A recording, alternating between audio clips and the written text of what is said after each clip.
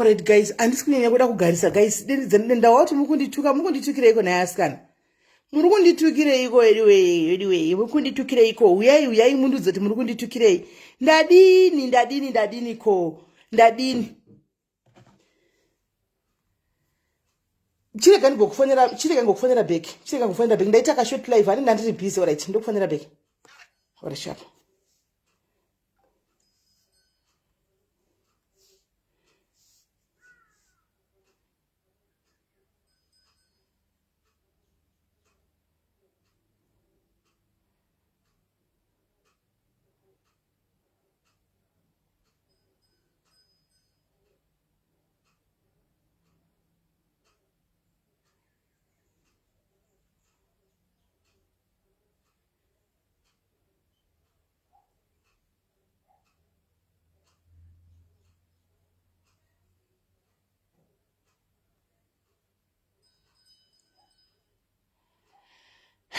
Uyai guys, itai fast toda kuinda vasikana, itai fast vedwe.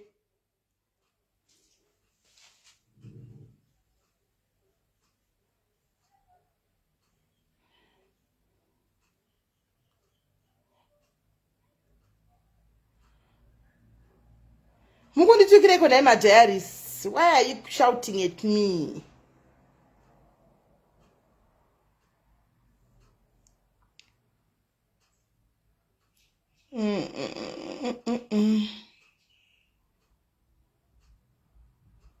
Right. Ndauya guys, muri kunditukireiko. Amunzwisisi kuti ndauya namai ndichirega ndikudedzerei munzwe nyaya zvizere. Musangotanga mandituka asikana. Ko munonditukireiko?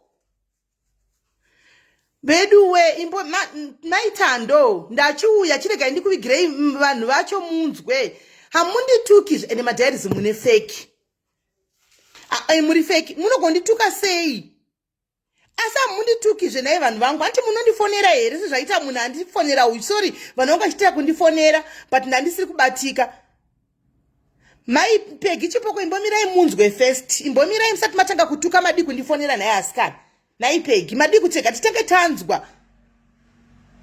Ndikududula wena taurai I'm dudularing people. Yes. I'm the dudula. Veduwe, amusi kuziva nyaya, imbonyararai kutanga nekuyama na shelter imbomirai. Ndosaka ndauya ndikunzwisisei guys, nditori busy zvokudaro but ndasiya kuti nditomboita zvandiite zvandikuita ndavhu achifona ka saka phone ndayanga iri pa silence.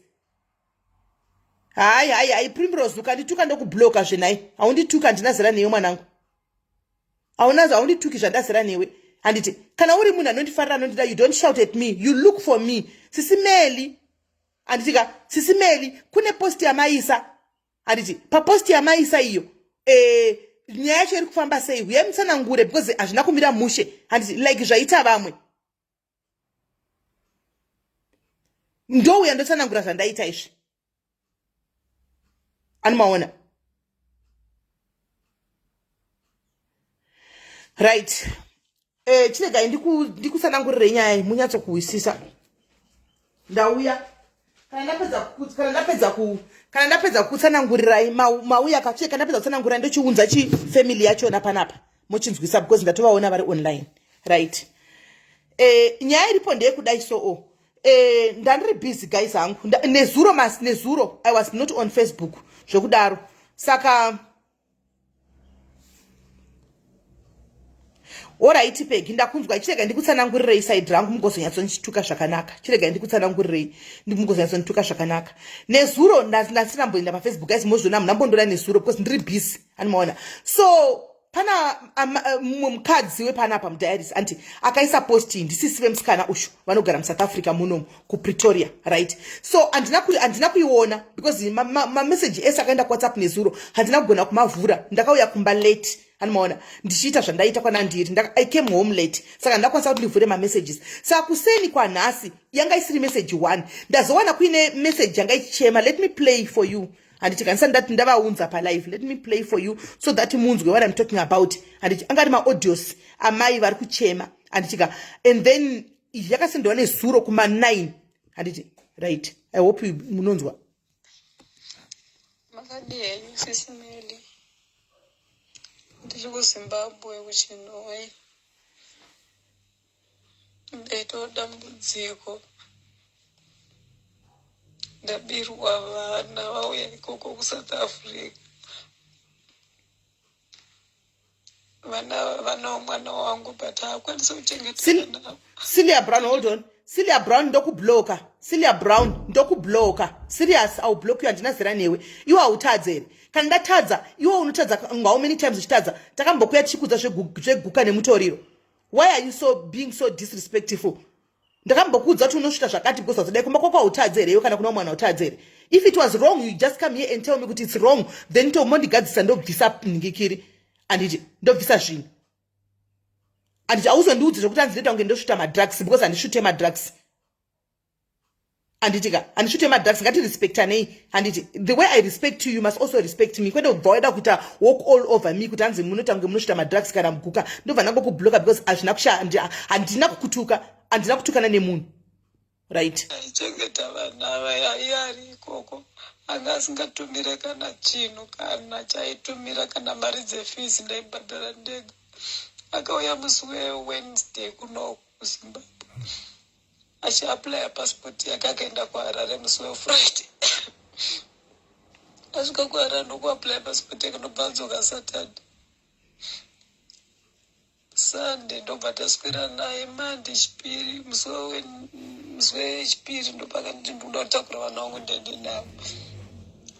Ndikamutoona vana vakukwanisa kuenda navo vari kuenda kuchikora pari kunyora matest. Mumwe wacho ari grade 6, mumwe wacho ari grade 1. Apa azosvikirira pakuenda nobavana nhasi akauya navo. Apa ndiri chokwadi chokuti ari muHarare ndomahari asi kukwira asati akwira vana vaagona kuvachengeta. Musikana uya anoita basa rokutengesa miri ikoko kuSouth Africa. Anotamba nemageyi, anoita zvemadrugs. Saka vana ari kuenda novadzidzisei vana vatora. Handina kana mari yandinombodhimanda kwaari, ndoda mari yechakati chevana chechikoro. Apa uya kunongonditorera vana, ndibatsireiwo. Ndibatsireiwo vana vadzoke. Ndinoda kuti vana vadzoka vauye ku. Asati akwira anofanira kunge ari mushamwari dzake. muHarare ndakafona namba yake iri kuringa asi haasi kumbodaira. Ndokupira mubatsiro wavo. Right. Nasisi vake variko ikoko kuSouth anogara muPretoria. Vanogona kukutsanangurirai kana muchida namba dzavo. Ndogona kukutsanangurirai mamiriro akaita zvinhu. Atora vana, nditorera vana kuita vana vekumba kuchikoro. Right. Saka vaisa audio ishi anditika ndabva ndavapindura ndavaona vari online. I'll call you right now. Vaisa audio yavo ishi anditika ndabva ndavabvunza apa ndikati makadini. Saka haana kuba handiti haana kuba handiti vana vake atora vana vake handiti but chikunesa nchiti anotora sei vana imuchiti havana mapepa and ivo vanhu vachidzingwa kuno kuSouth kudai. Ndobva vapindura neaudio. Ongu vana ndevake asi matorero akaita akanovaba kuchikoro zvokutoti kuno kunyaya yacho itori police case yechikoro. Vakaenda kupolisi vakanotaura nyaya yacho nokuti pachikoro apa patenderwa kuti vana vatorwe nemunhu wavasiri kuziva, nokuti ndini ndagara ndiri gaidheni wevana ivavo. Ndagara navo vana vokubva vari vacheche kusvika zvino zvivakura. Mumwe ari grade 6 mumwe ari grade 1. Saka kunoko mapurisa vari kutotsvagawo kuti ari papi kana asati ayambuka. Regai nekutumire mapicture acho. Right. Chaita kuti ndiposte inini ka case number yandapiwa. Ndoda kuti mundinzwisise anditi. Ndaita kuti chaita kuti ndiposte case number because vari kutotsvagwa nepolisi maive mwana. Ani muri kuona. So inini pachi zvangu ndangoti kana nyaya yakaripotwa ari kutsvagwa nepolisi, obviously she's got a case to answer. Anditi ngandise post akaona kuti ari kutsvagwa nepolisi, probably she will go back home kuna mai ava nyaya yavo yotaurwa. Ani muri kunzwa. Ndo pandatumirwa zvavazotumira mapicture aya. Ani muri kunzwisisa. Mupabate mupabatisiseo. Anditi ndapiwa case number inini. Inovaita kuti ndione kuti nditi pamwe vaita vazouya regai tinzwe. maita basa please ndibatsirewo dai akasafunga kuuraya vana ivavo maita basa batsireiwo please ndabuda zvako handisiuziva kuti nyangwe ari kunoku anogona kubatika here zvemaposta kudai asati ayambuka. Inini I just used the reference yemapurisa ndo yandashandisa. SIS MELLY ndoda kuti shoma ndibatsirawo munhu iyeyo imwe wake handiunzwisise pfungwa dzake handinyatsodzinzwisisa mwana wangu asi pfungwa dzake handidzinzwisise ndakutongosvika kuti maybe anogona kuisira vane vavo poison iye unowo poison obva afa kuita shaisana achiri muno muchinhoi pana amai vekuchechi kwedu vataura naye vatomufonera akanzi avafona hanzi akarega kudayira ndokubva akata andobva vafona futi ndobva ansa but haana kuidayira andobva ndatoti ndini mai nhengi ndidayire ndoda kutaura newe andobva adayira ndobva ataura nawo ndobva azotaura mai vaya ndobva kuti ndipe vana nditaure navo andobva atotaura nevana saka vati vachauya kumba time kuti vazondiudza kuti vataura naye kuti kudini. Right. And murukunzwa, this is the reason why ndaposta because anditi ya involviwa maporisa kushunzi maporisa ari kutsvaga mai ava ndosaka ndaposta inini handi mukunzwisa probably I was wrong chirega ndikudzei ndikuplayerei yabva kuna sisi vacho zvatagwa nasisi vacho right sisi vacho wa makadi henyu ndoitwawo Susan mama wangu akutora kufonera from Zim ndofunga network iri kunetsa she is not getting through tabirwawo vana ava ndevemunin'ina wangu wandikasira takasvagwa tiri tumba medu wandikasira inini ndakamutora ari kumurume zvanetsa kumurume ari kuZimbabwe ndobva ndauya kunoku ndobva ndamaendesa kuchikoro chemanels ndobva ndamugadzirira mapepa akushanda kusobey kuwoodlands saka akazotanga kuchinja akangotanga kutamba nengochani ndobva atochinja imva atita lesbian akuita zvechilesbian saka anga asachatungire vana kumusha asingadii tikambotoshaya kugara naye pasi but aingoita zvake zverafurafu munhu agara nerafurafu but angoti arikaisiyane naye saka enda ndakuendesa vana kumusha ndandakuendesa vana kuchikoro ndichivabhadharira maschool fees iye hake aiti paanodirawo otumira mari but ati asingazviverenge kutiti anobhadhara mari yeschool fees yevana anongofara ari munhu akahura mari dzake vachienda kuna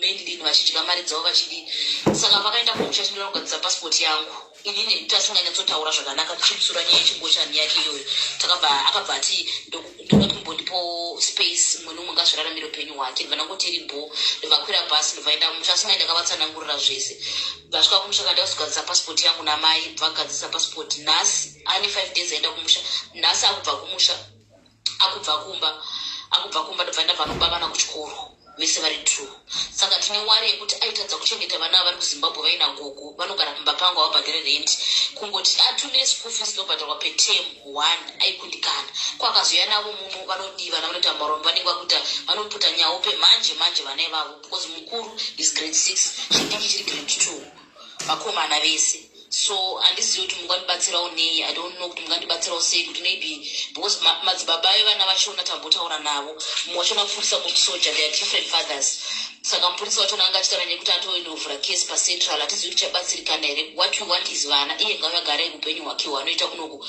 kuita zvechilesbian chake plus anoita zvekutengesa paintaneti kutotengesa miri chaiko ndakatoona kana mchida ndogona kusendera mascreenshot yeproof yacho munhu handozvaari anongorora mupenyu hwekuti zvisina basa saka isatangosvika mucheva kuti taneta mukusura ngaazviraramire but ngatipisire vana vadzidze vaende kuchikoro vana vanga kuti ndandakatovaisa kuma-schools umwe angari pasino yaprimary umwe ari pachaedza upachaedza it's a government school but ndandakati fomu anofanira kuboarding school ndiri ndiri kufuta mabills ini namama saka abavana mama pazokwana nguva dzechikoro mama vanotora vana pagate kusvika zvikanzi vana avapo vese vari true so tokumbirawo help SIS MELLY I don't know how best can you help us we need the kids back at home because vakauya kuno havana chavanombobatsirwa nacho naye anongorarama upenyu hwake ega wechilesbian yoyo party after party anenge achingonwa doro achiputa madrugs anototamba ne one of the socialize vachiita zvechingocha zvechilesbian zvavo vano vakashava mabhururu vanotozivana nanashatisha vese ivava squad imwe chete saka satisoda kuti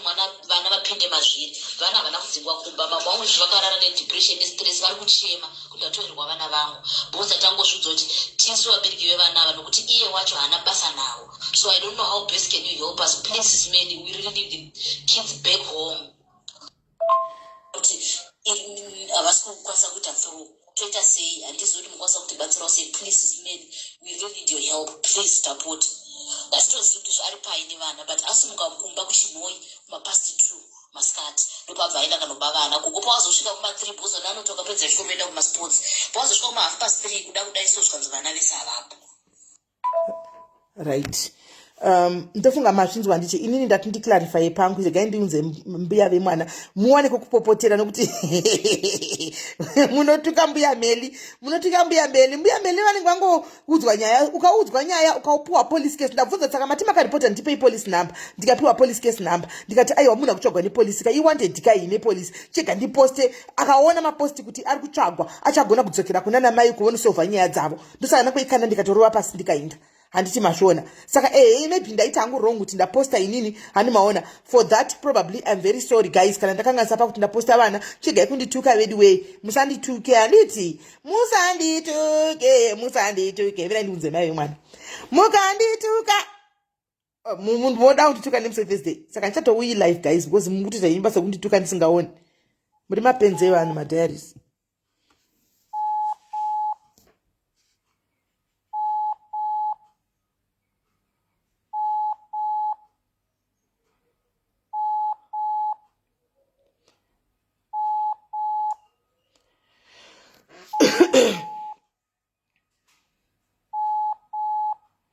Miranda, I will take it down. But for now, until the phone actually and go text her down, the chance to life.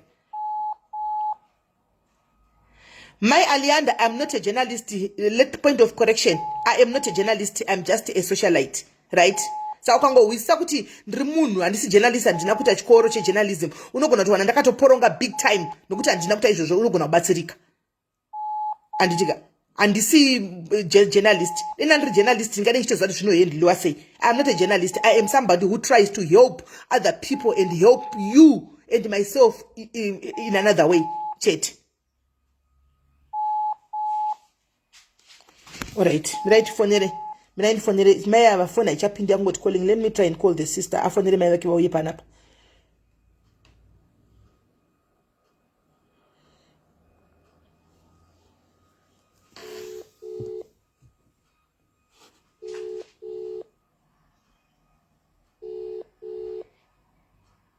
Guys, it's not like ndanichinda kunomurevera. Come on guys, inga ndiri kuudzai kuti I was trying kuti ainde adzokere kumbatana nevana pane ndikaenda kunorevera munhu andisingazivi ndinganda yo havana data vauya but havana data. Do you think kuti ndingasumuka kuenda kuhome affairs ini kunorevera munhu andisingatozivi kuti ari papi nezvei kuti zvadini ndaisa post handika kuti adzokere kumba achifunga kuti ndozvichaitika. Come on madiaries tichangamko chiko inga makangwara wani. Amwana kuti post yo manyoro amuna kuverenga look at the context of the post manyoro andaita ndikaikanda. And I just wrote it chete ngoti azoti ari kutsvagwa adzokere kumba afunga kuti vari kutonditsvagwa vanondivinga handiona vachandivinga zvishwa nepolisi. But do you think kuti ndingasimuka ndotora nenhikikiri nepolisi ndoti hande imapurisa kune munhu akati pakati kuti zvaita sei kuti ndadi kuti zvaita sei. Muri kuziva here guys nezuro? Do you know nezuro kuti muSouth Africa muno there is a school yakashutwa vana nematerrorists? The shooting is going on.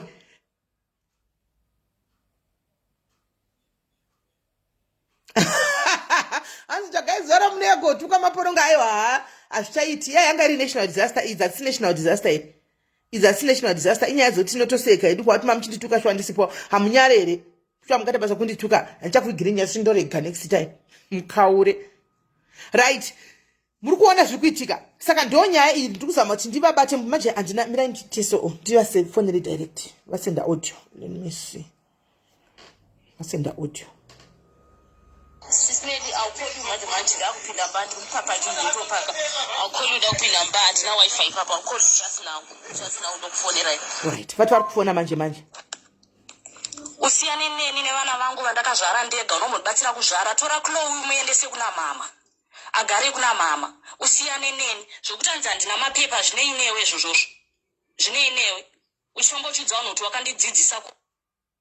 Okay, ngambomira ava mani ari kufona kwai ndofunga ndafodigwa ndofunga muningi wacho napindura nasisi wake mira itinzwe ndofunga muningi wacho anga chipinda nasisi wake si wewe ini ndakazvitira ndega nasingadzidzire zvinhu zvandiri kuita paYouTube.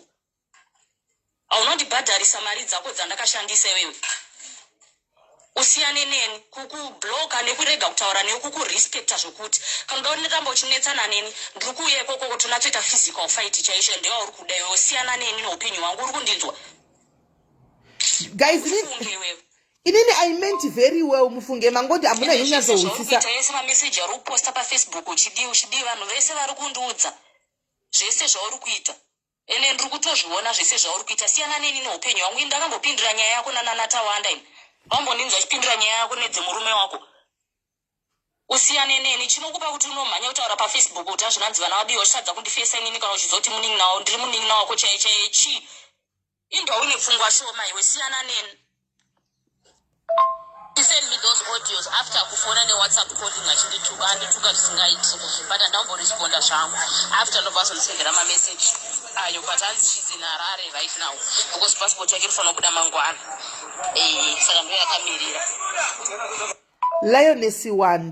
Lioness Wande andina zera newa nditombokuziva nanambokudedza pano handitika zvokuti ndiri mbuya ndiri mbuya zvako wakaropafadzwa ufunge usingachemberi zvako wakaropafadzwa una mai vako vachiri chisikana nanhasi zvako handitika zvako dzungu rangu raunoti dzungu ndinotori nedzungu rinotobatsira vanhu vakawanda iwe une dzungu rei nhai Lioness Wande iwe une dzungu rei nhai Lioness chaunoita chawakamboitirawo mumwe munhu chii chaunoitawo chii paupenyu dei kuri kuti nyaya izve chokwadi munhu ari hazvina kumira mushe maybe probably tichanzwa nyaya yacho yese handi mozoona maybe probably kuti mai havakodzere havasi vese vana mai sometimes guys I'm not saying this lady ari right ari wrong kana kuti ari right havasi vese vana mai sometimes vanogona kubata vana vavo zvinenge zvakanaka ndosaka ndichizona seshawefe dzichipinda sometimes dzichitora vana I am not saying anything because handisi kuziva side ramai handi but for you iwe mwana mudiki nezera rako for you and to come here and tell me kuti hanzi imi mbiya imimi mune dzungu munozodai zvako usingachemberi vedu makaropafadzwa asikana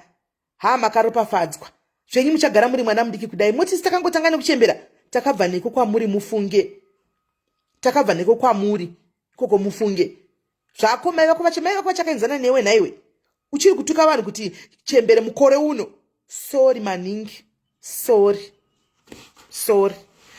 right saka regai vafonesisa vatinzwe kuti tisava vari kuti kudii regai tifonesisa vanhu tinzwe kuti vari kuti kudii handitika so but on the voice notes andiri kuteererawo it seems as if musikanawo uyuwo ari right mai vemwana from mavoice notes ari kutaura kuti indisaiwe vana vako indichengete vangu vana ndega anengewo ari right problem nderekuti handina kuwana nhamba dzamai because vari kunzi havangu havana sim number vari kushandisa South African number chichichichi handimaona ndo zvaita kuti ndisazobatawo chi mai hava kuseni ndo pandatokanganisa apa because voice note iri tichinzwawo it seems as if munhu ari kufaitira vana vake zveshuwa zviya zvokuti ndokuvigira mapurisa aiwa statement mozviziva imi unenge handindawa kuti kune kesi saka unenge uchiti munhu adi munhu kana paine nyaya yakurimizodzokera kumba kuna mai uko handichimaona nevana ava chete kwete zvokuti ndingasumuke ndichiti kwai ndazodai guys come on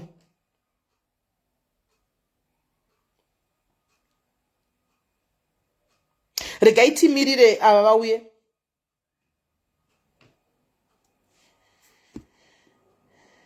vana chido hatitombokuziviwo pano mutoriwo vanyuwani panapa tinoona nguva yenyu kunhingirirai kutotaura kuda kutyiwa nani naiwe chido chikunguru kuda kudiwa nani nani wokuti vaindoda kuzoti ndityiwe kutyiwa nani madhayari anondiziva panapa ndozati handityisi nditori munhu anoyachisekana nevanhu zvokutodaro iwe ndoda kuzodinzwa zvokutyiwa kuti who are you iwe chido who are you chido chikunguru who are you shut up regai tinzwe guys regai tinzwe I think ndo pandaitawo wrong pakuti ndangoona nyaya iyi ndokubva ndangoposta handiti maona ndisina kunyatsoti ndichinyatsotawo kundinzwe side drama ingati ndamirira side drama ya ipapapa I'm very wrong apa sure I'm very wrong because pamwe mai vakazouyawo vachitaurawo handiti vachaiva vachitaura zvinhu zvokuti ndotozogona kunyara ya ipapo ndiri wrong sali ipapa ndikutozvona kuti ndiri wrong. I'm seeing kuti I'm very wrong. Zvino problem ye pa social media handiti munonyepedzera munondifonera woka guys. Munondifonera ndimune namba dzangu. Munondifonera mubva mafona SIS MELLY. Hanimaona zvakadai ndinokurumidza kutoonawo pomwe pane ndisingatooni urongo wacho. Hanimaona zvino mukangotanga nekubhomba ina hamusi kundiona handisi kupindura handipo. Post iripo for hours meaning to say SIS MELLY havasi online. Handimaona havasi online munondibatawo zvasikana. Handiti asi anyway kutuka kujaira kutuka hayi wow tatojaira tongohla nekutuka every day zvina kana basa asi kuti ndatongoti regai ndichingoya ndasina kutotarisa kuti ndingauya pa live this time saka ndatouya kana ndichatouya ne live imwe ndatouya hangu zvanasi zvakwana tochitongoita iyoyi nekuti ndatadza naisa problem social media ukangota mistake isusu manje atibvumidze kuita mistake vakomana handisi tatisi vanhu here ukangoita mistake unotanga kutobvarurwa vakomana tiri vanhu mistake tinotoita inganogara ndichikudzai mistakes tinotoita every day guys because we are people, we are human beings and we are not journalists mufunge tiri vanhu ndosaka muchitituka masocialites every day hanimaona because titori vanhu mufunge tinoita mistakes handiti I had good intentions mufunge. It's not like I was being evil because I don't know this family. I had good intentions. Maybe the way andazoendla nayo ndosina kumirawo zvakanaka. Social. Hai. Kana mchinge mapedza kundituka anditi mutengawo matiketsi kwaitsi. Anditi kana mchinge mapedza kundituka please mutengawo matiketsi kwaitsi. Aiwa mejini pane ndakanga sandobvuma ini. Pane ndakanga sandobvuma but my intentions were good though. My intentions were good. They were not bad. It's just that maybe probably andina kuzonyatso kuihandla omushe munhu anga chingomanya totuka vedu social media ukadai watukwa ukadai kokumbouyawo munyazotudza zvakanaka SIS MELLY vatsvagei admini vadedzei vauye vagare pachigara apa tida post yamaisa kunyatso ndiudzazve zvakanaka zvo makandituka ndisipo naini kana kuona chinhu handipo. Problem yenyu you don't appreciate. Paritawo zvakanaka hamu appreciate. Munomirira pani musiwoyo wandatadza mondudza kuti kwai unenge wasvuta gumba kana kuti wasvuta mutoriro. Muchandatadza panoita zvakanaka you don't come here and compliment asikana. Ngativei fair anyway. Ngativei fair. Panapa tiri kungodzidza asikana. Hapana munhu akaenda chikoro chekusocialite ichi. Hakuna chikoro chekusocialite asikana. Kungobayawo live button wotouyawo choti ndikutobasira ndikudai. But munozonyanyawo imi. Munozonyanyawo munobva maita kunge isusu takaenda kuchikoro cheusocialite chiri kupi chikoro chekusocialite chiri kupi chiripi tinde tinodzidzirawo right tisaita mistakes nokuti akusena mbona socialite anonzouya sada tukwa nokuti tinotoporonga guys tiri vanhu tinotoita mistakes asikana musazonyanya kuti tuka muchitiwanzirawo masocialite ese munozotinyanyirawo imi hanimaona atira tinototadza guys ndosaka muchiona chishoya nemasora eni ndogara ndichikuzati masori ndichauya nawo kasingaperi muchatongondiregerera muchida musingadi zveginya baiginya because ndichatongoenda mukufamba imo ndinenge ndichingoporonga chete muchigadzirisa tichingoporonga ini ndinongobaya live button but munoziva kuti nemiwo muri masocialite acho nokuti nemiwo pandinobaya live button munenge mutoripo saka tiri team, we are a team tinofamba tese hanimaona tinotofamba tese saka imimi ndinobasa renyu kuti aiwa apa pamunenge mata because ndoga chokwadi ndinotoporonga every day ndinotoporonga saka imimi setimu rangu chairi kwete ndoti timu riri kundituka iri kutaura zvana zvemutoriro chichi timu rangu chichero ndobasa renyu kuti this is wrong kurumidzai kubvisa nyaya yacho yakamira sei handika mutotogarisana tichienda tichingodaro handi mazviona so ndo nyaya iripo aiwa but anyway hangu handina hanzi tikaona notuka totevera divi ndio problem yamunoita mukaona munatanga kutuka mese makutofamba nenyaya mese makutofamba nenyaya asikana hamusadaro vasikana vedu musazodaro vesikana paresveka ndabvuma paresveka hanzi sai song SIS MELLY pandatadza kana ndivaisiri song madiaries handimbovaisiri song ndimbovaisiri song ndinongovaudza seizvozvi nditovaudza pane ndatotadza kuti ndatadza ndinotoadmita ini timaki ndinotoadmita because ndiri munhu hakuna chikoro chesocialite andimoziva hakuna chikoro cheusocialite saka kungobaya bhatani rika tototanga kutodii ani munoona mirai ndikudzei kuti imimi pandokudza kuti tiri team manje mukaita basa rongotituka kamunokanganisa masocialites umwana uya achitamba achikurira hembe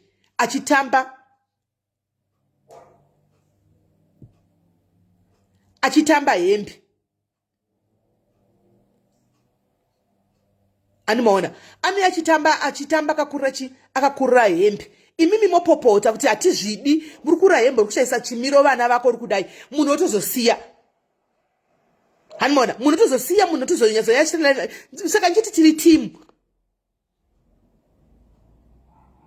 Primrose iwe so ukandituka ndotohwa kukwira mudumbu Primrose munhu wangu pano zvokutodaro sho ungaenda kunonituka maraini zvitoni nani nditokuaccepta iko kwai ndandipostiwa ndatukwa kwachera chera unondipostawo ndakamboposta nyaya dzake unondiposta ndakamboposta nyaya dzako naiwe chera siyana neni leave me alone handina zvokutaura newe handina beef newe I don't hate you I don't like you just leave me alone unondiposta ndiri shamwari yako here ndakuita sei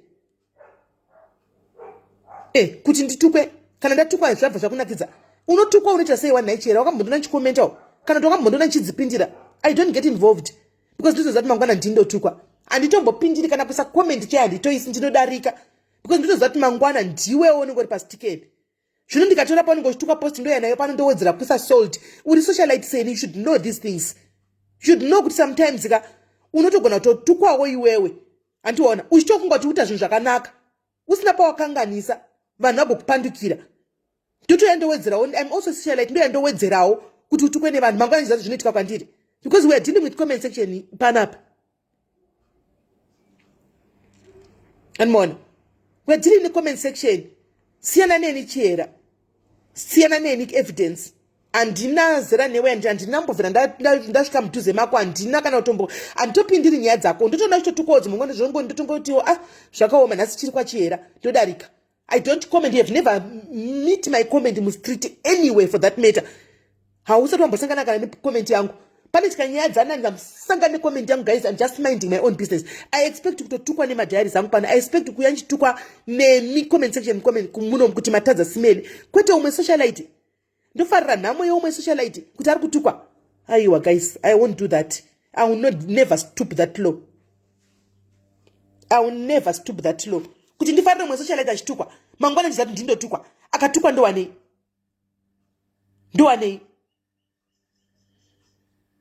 akatukwa ndowanei ungabva watotora kuti unyowedzera 5 I expect mafira kureva kutora obvious handiti because igrupu rinomirira izvozvo handimaona igrupu rinotomirira izvozvo I expect kuti vatore vaendesa ende chini handitozvioni noti handiko saka dzimwe ngoni kunototukwa svikati expire ndisingazvizivi kuti ndakambotukwa because people they know I don't want to be given screenshots handidi but zvino kana newewo uri musocialitewo indifa utomira newewo panenge wanzi kuto zvino kana wonditukawo uri socialite I don't think it's right mining it's not right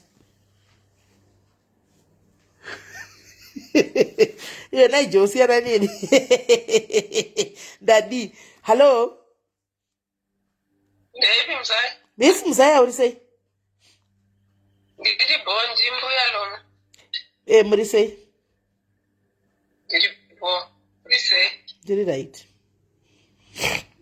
ari sei murume wedu ari bobo ndogona kufanira ibheki because ndiri palife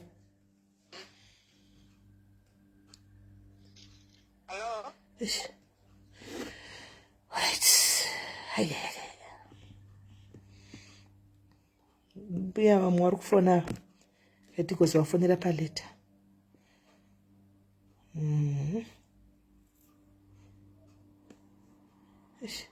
hello makadiya SIS MELLY ndiri right muri sei nachoda kucontributa panyaya mukutaura inini ndine same situation yakaita isoyo saka kuti vanhu vakuzwisisawo mbuya ava pavakamira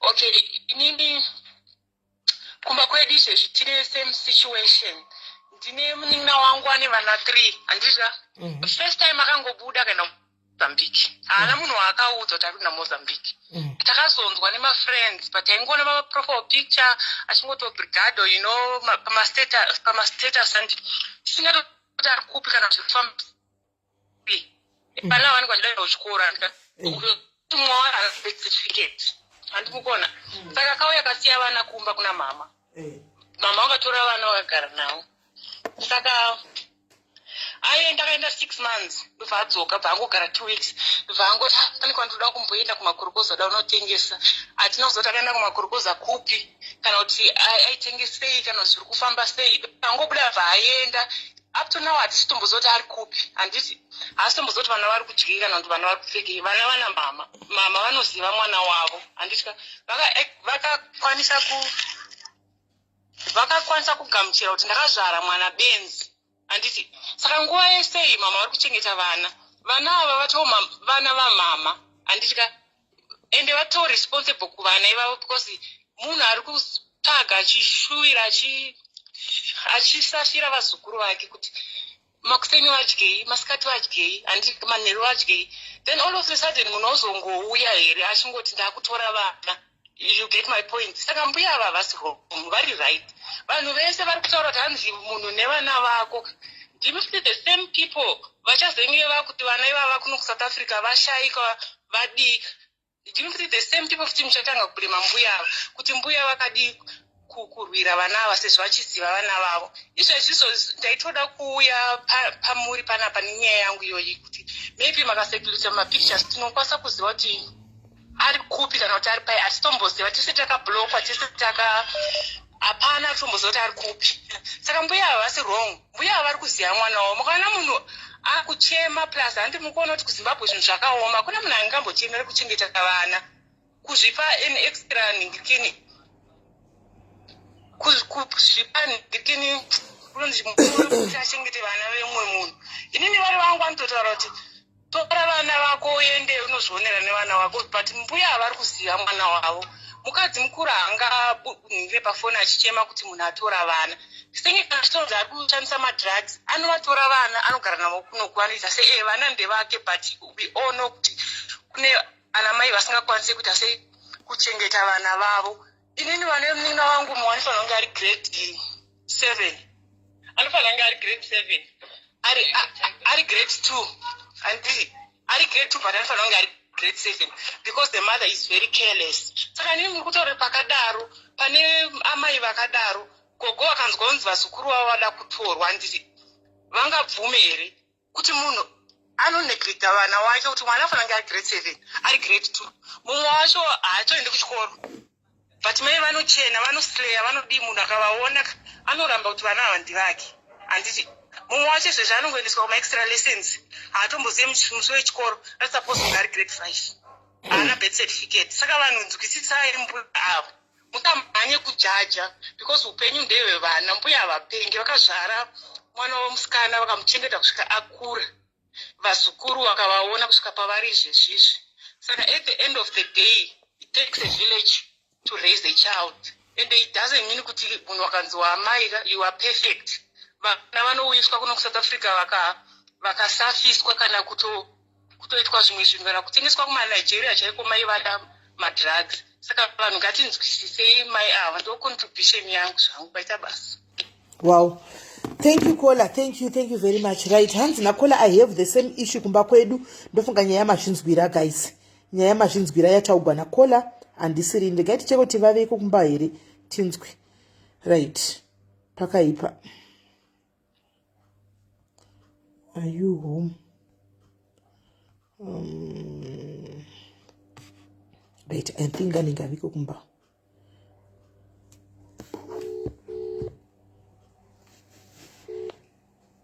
Hello? SIS MELLY. Right. Ndawaita hakuwauya. Ndanchida mai. Saka ndiramba kupinda ndiziva kuti ndamboona vari online pandatonga kuita live. But vazobva online saka foni yava isi kupinda ndiva ndanchida tonyatsokuuya. Right, posti sekukumbira kwamakaisa posti yenyu zuro handakuiona ndofunga ndazoiona nhasi iwo uchitaura zvawanga uchitaura mai vako vanga vatondinga vachiita zvavari kutaura handiti then ndobva ndaposta saka ndabva ndangoposta ndikarovawo pasi ndikaita kuenda kwandandichinda ndichita zvandiri kuitawo zvokutostima hasi lakatotsvaga mari. Right, saka ndazongozofonegwa nevamwe vanhu chini SIS MELLY muripi posti yenyu iri kubvira iri kubvira uko muri kutukwa ndikati kundaita sei futi saka ndazouya anyway palive ndichivatsanangurira nekuti nekuvaplera maaudios abva kuna mai kuti vanzwisise nyaya handimaona kuti nyaya yakafamba sei saka ndati zvingave nani kuti mutaure imimi vana takanda mapictures evana because vari kutsvagwa vana ava nepolisi handiti vana vari kutodzwa kutsvagwa nepolisi. That's why ndakanda mapictures evana ndatobvunza mai kuti vana ndovhara here, zvikanzi aiwa toda kuti vanhu vakaona vaudze mapurisa ari padhuze because vana kutsvagwa nepolisi. Ndosaka ndisina kuvhara mapicha evana anti maona. Ehe, saka tsananguraiwo vanhu vari pano vanzwise nyaya iyi because yaita sokuti ndaita utsinye kana ndadi handizivi. We are counting on you to want to help. I think mama connected. I'm not going to say much because the comment section I know siblings. But and after all number abata mai kola. Hold on my sister Pauline McKay. Kana vana vachitsvagwa vanopostwa pasocial media. Kana vana vachitsvagwa kuti vanowanikwa social media ndoine vanhu iko zvino. Vana vachitsvagwa vanotopostwa. Mwana akafa yakaura vana mai vakatina kuposta here. Maposti mangane vana vari missing vatiri kutsvaga every day papo vatoposta every day. Vachitsvagwa vana vanopostwa. Guys, ngatisanyeperane ipapo. Right, enderai mberi yenyu vasikana. Saka vakasvika vakatora vana kumba kuna mama. Ndakasvika kumba zvisingatozwisika mamwe kana asvika ina akambondiudza but kushandudza kwake hazvina basa neni because munhu wake ndouziva. Tasingatauzani nenyaya dzimwe dzakaitika kuti ndakafonerwa nemunhu wake waaifambidzana naye. I can give you my numbers mokonfema munhukadzi tichingozvibva nemakuhwa but haasi munhu anobvurizika anogarisika naye pasi kuti mwana une vanhu zviri kunziwo wakuita zvevakadzi vamwe vapo. Akandifonera mukadzi aimuchengeta akarwadziwa azomurasisa ndobva andifonera ndikati almost 3 hours achindizoti zvandikaitwa naye ndiri kurwadziwa sindichiri kumuda ndikati aizvo zvazvenyu munotaurirana monzwisisana ikoko because inini I cannot tell you what to do. Munin'ina wangu ndomuziva ndobva ndanyara ndobva ndaudza mama kumusha. Saka munhu akakufonera aiti chii? Aiti inini ndaigara nabheta kubva ndokuda mushanga munhukadzi chitoita murume nemukadzi ndikatoseka ndikasika kuti vakadzi vese angari murume ndiani iye akatoti ndiye bheta ari mukadzi ndichimuchengetera vana ndichimutumira mari yekuti ngaiende kuvana. Ndo magariro ataita tikatotenga zvinhu tikatotara kuti uronga life tese. Ndikati inini kwandiri yatouyawo sesurprise ndaizvifungidzira but ndatina umbowo. Saka ndakazotozviziva munhu andifonera akataurawo zvakawanda ndakarobva mari yangu takatenga property zvinoita nedepression kuti andiramba ane musikana munyono wakutambawo naye iwo wavakuti ane zvekuposta mapictures pafacebook online zvazvekuchitengesa miri online. Zvekuchitengesa miri ndakazvinzwa futi nemakuhwa ndikanyarara because akangori munhu anogara achingoti ndakuenda Durban ndikuenda Cape Town ukushanda basa iwe unoshanda kusobhea utengesi ndokwaakiwa ndotoziva ende ndinenge ndotapinde basa iro macertificate atanga kumutengera kufejera efeki ndini achitanga kupinda muri South Africa asina waanoziva arambwa nemurume wakapera akahwa achitanga achafa. Ndikamtora ndikati shoma mwana wamai ndamuramwa because munhu wezvinyaya kana ngada kubvunza mama wangu kubve nyaya dzakabvira kare akangobava navo akatiza akaenda navo akanga akugara kunonzi kugadzema unoziva kuchinhuyi kuzvimikuku kusingaiti wadzingwa here pamba hadi chitongotsurwa munhu anozviti ndini hadi kutsurwa kwamutsura anobva ati ndakutora vana vangu ofuchi anoziva kuti akangotanya kuti ndakutora vana panasheka anenge atopinza ini stress wese mama vana vatovada vana vatikangokura chingozviudza kuti vana vedu because amai vacho iropi atimurambidze kuona vana vake ndakatomubvunza ndinoiwava vana vatore for a holiday patachiri kutaudzana pacho I'll test you for a holiday unoti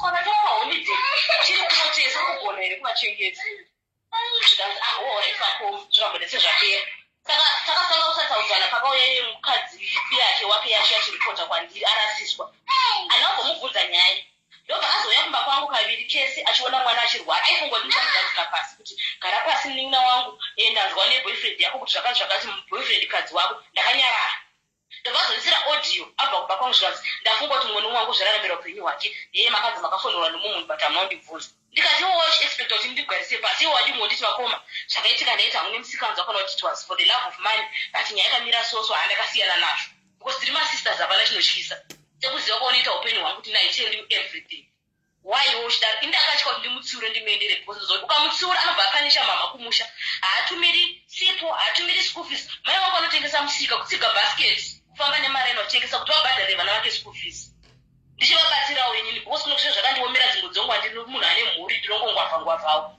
saka isi takasarudzwa kuti mamaka munhu uyu ndisingatongoshingirira chongoziva kuti iye hapo ngaadya hake mari yake anorarama life chero kuona mastatus ake kuona zvaanoposa kuona anorarama upenyu hwakanaka kana ari kuno haadi kuudzwa kuzvichitakaipa anenge aita kuti munyengerere tingomutekerera tingoti akaita chaanenge aita tiombera maoko totiye kungosi but tisadaro tongomudza chokwadi sezvachiri kana titsamwa sezvaiita izvozvi atsamwa asvika kumba ati una mama da kutora vana mama akati aiwa zvite chingirira gore rino ripere tihoti joni yachiri kunzi chii plus vana pakati petemu ndakabva nezuto uno kunobhadharira mwana uyu mukomana mukuru panashe mari yekuchechi kuti apfeke kuchechi methodist ndikanokiriya maschool fees yevana kuti musunu ongouya unova nesurprise ndida kutakura vana chii ichocho zvikanzi anda kutakura chete mama mba wambomunyengerera hanzi vakati ndakukanseling ukashedza vanhu vekuchechi mama vakaridza mberi vanhu vakaungana pamba hanzi akabata muchiuno namama achivaudziridza mama hanzi vauya vanhu bva vakanselinga vanzi akati auraita achavatora kati mama ndakavaudza ndikati uyu ane mwoyo wakaoma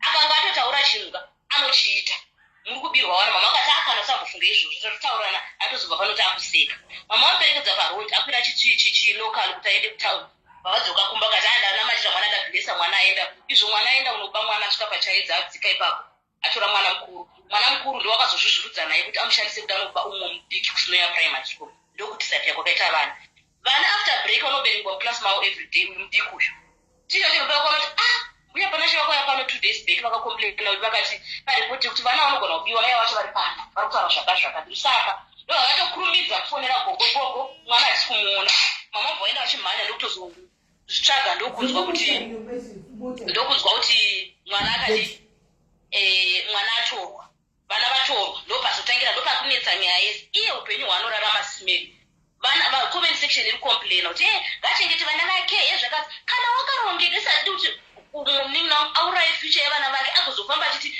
vana vasuzeni vari better off kupfuura vana vamwe nokuti anenge auraya future yevana ngarege vana vazviendere kuchikoro kana vachifoira vafeire vega vachigara vaine upenyu huri nani vaine tsika dzavo akauya navo kunovepa anenge achimhanya achienda kutachelaini kwesoko vana vanenge vachigara nani anoraramisa vanhu upenyu hworudzi mwana wodise kakomana kakuru kakatsvinda zvokuti days kanenge kakutoitwa kakutorohwa nekumashure kachitoongochana isi toziva lifestyle yake hatidi nevana chero vari vana vake hameno kana watora hameno but mai ndo vari kunyanya kurwadzisa 1-2 life yevana toda kuti vana vazozviendera kuna mai vavo kugara namai vavo vakuziva isaka mutitora vana kweholiday hatina stress kuti atore vana vake for holiday but zvekuti atora vana ndakungoenda nevana zvekuramwa kuti ukamutsiura chakati haadi kutsiurwa andangoti chanenge tatongosekerera but chakaipa simeni zvese zvaanozodza mashamwari azazona mabhuru akaposta kunanafira kumafira kureva and I know those people ndiye unochengeta murume ukazoti ini kana ndikave ne10 rand murume wangu aine 5 rand handimurambiri izvozvo ndiri nani ndotori naye mumba ndoita zvakadaro naimi saka muri kudanhodza kuti ngaitove honde kuti mabhuru atopindira makutopostana mumabhuru koinga zvakaoma chimwana changu chawakazvara icho chimusikana chiendese ikoko kuzvinoi kuna amai vako kwakazoti vana vadzisimerika kubva pamwana wokutanga zvesa munin'ina wangu kana achiteerera izvozvo ndaitengera mubhurugwa rekuenda kusikero achinyirwa nebaba mwana wake zvese preparation hakuna vasingazivi kuti mwana we vana nekuti ndendotogwadziwa ndoita sokuti ndiri kuno kujoni but we've got that bond ende nekuziva lifestyle yemunin'ina wangu indakamunhonga kumushanda muramwa nezvidzwa mamupakamitiswa mwana wechiti kuti achada nezvake ndaneta mama akakumbira regero please mutora anozodi ndamutora ndauya naye kuchone kudikitira kwandikaita ndichidhiza sobe yese kudhiza kuti apinde kutengera masini vasondudza nonsense yekuti wakandibatsira neupenyu wakazoti anonouraya ivavo vanoda kuusira poison yekubasa kwake ndotori V11 handinaro anoda kuuraya vana mabundu ona anouraya kuti gairi muurayeko inakauraya inini fine akatuma vanhu vake ingozi iri mumusha vanoda kuti urayira kubasa kwai vada kusira poison muti ingozi inoenda kupiyo kune vanoda kuurawa vekubasa unenge uda kupapa nema ida kutaura sina nebasa apa tomuvhura kaswera asungiswa nevanhu wozi akatosaura direct mameseji zvirikoroto matsvaka ndieni nawo kubasa kwake zvanosera chipa maneopolishe kutobhezvi zvakazara mumba make kuti akambozvitaura aiwa chirege kutaura izvozvo aiwa vana vakaenda anoda kuzochengeta vana zvechirege kudaro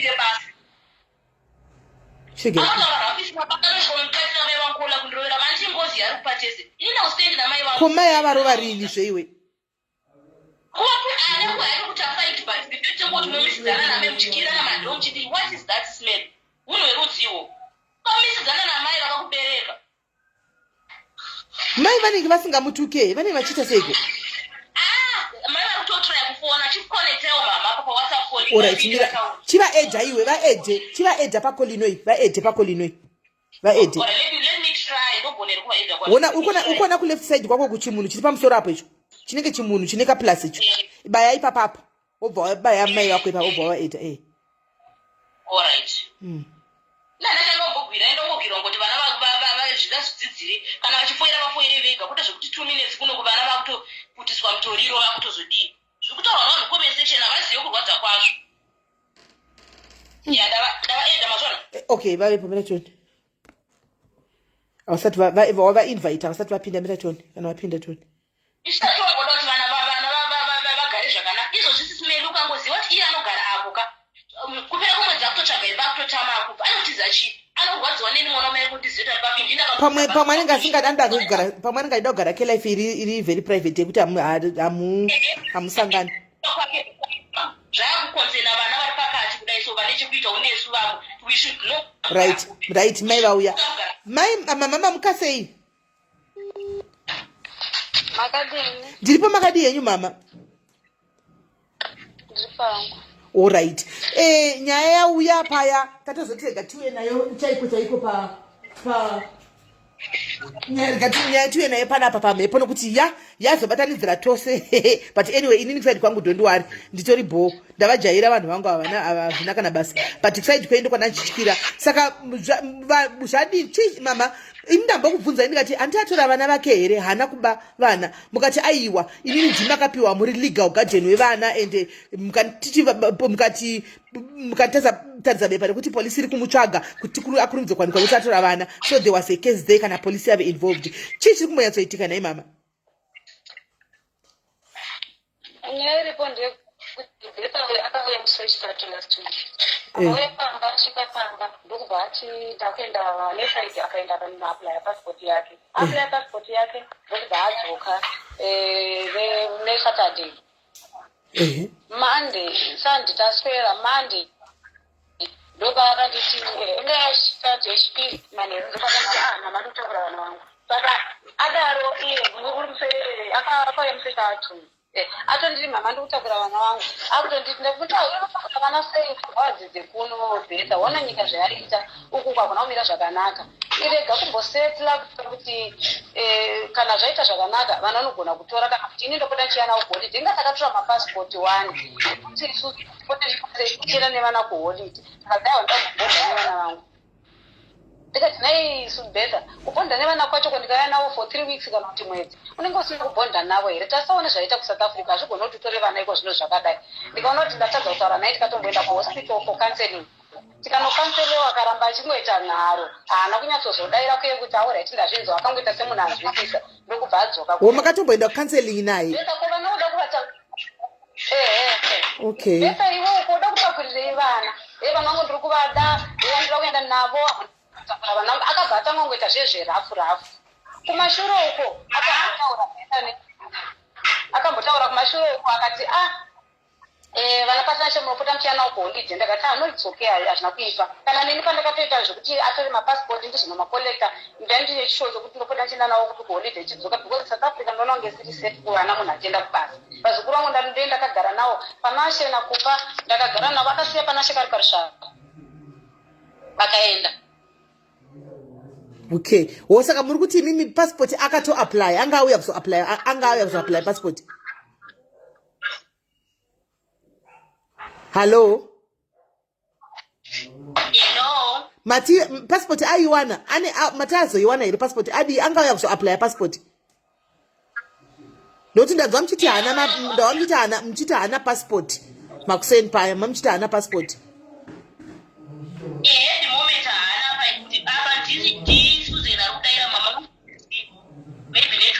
ndofunga network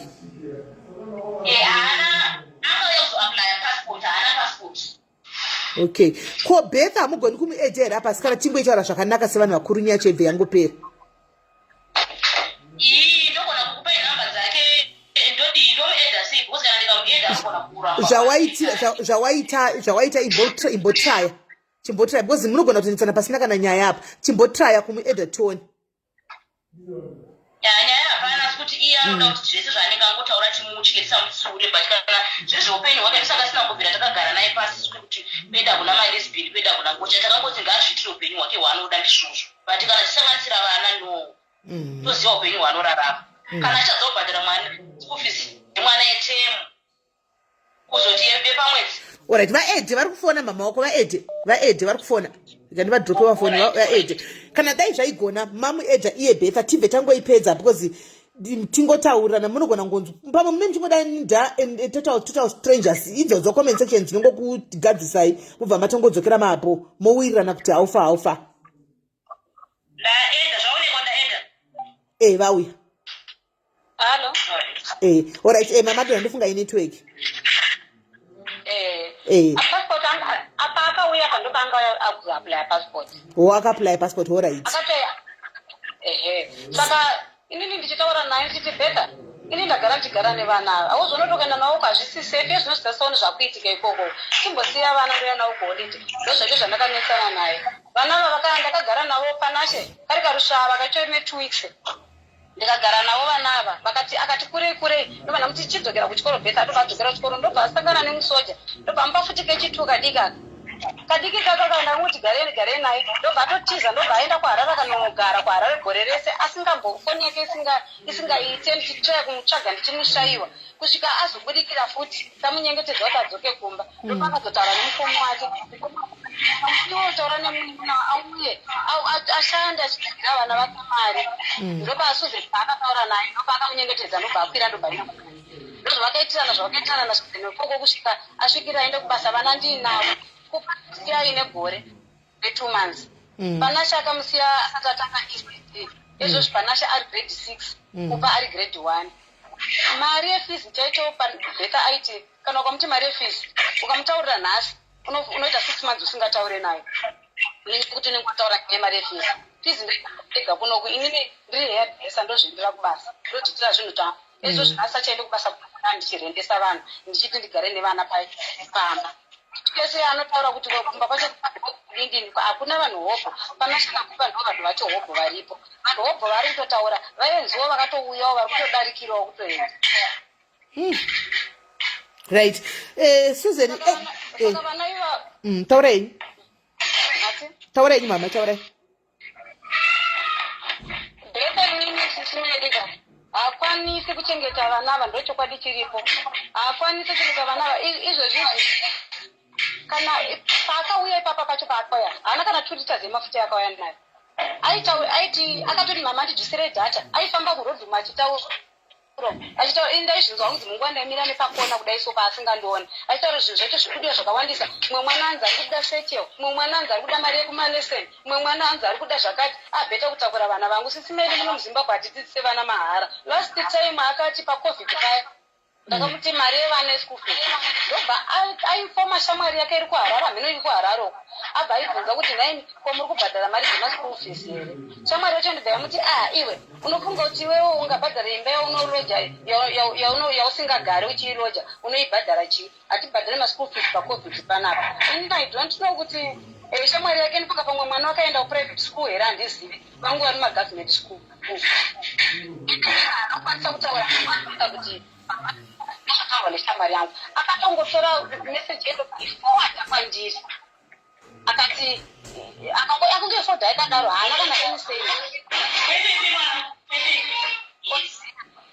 yakatozondokuti iye ari kukomenta iye haana kana chaakakomenta bheta pazviri saka ine ndokumuziva kwandomuita bheta ka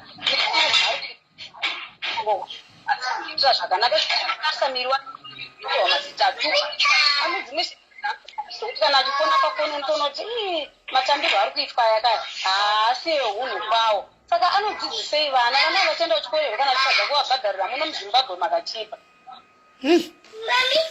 right guys muri kunzwa mbuya vevana vari kutaura I think nyaya iyi kai iri pakati nepakati muri kunzwawo gogo vachitaura vemwana kana muchiteerera zvavataura asipo hake ndibhetha but gogo zvavari kutaura muri kuzvinzwawo handitika muri kuzvinzwawo saka unokwanisa kuedha Betha here mama anga tichaure naBetha tichaure naBetha zvakanaka pasina kutukana timbonzwa kuti Betha anouya achiti kudi probably mukataurana zvakanaka anogona kudi tinzwe reason yake kuti anyanyotora vana nhasi afunga kuuya nevana kuzogara nevana here pamwe pane zviripo zvamunenge musingaregai tinzwe Susan edha Betha.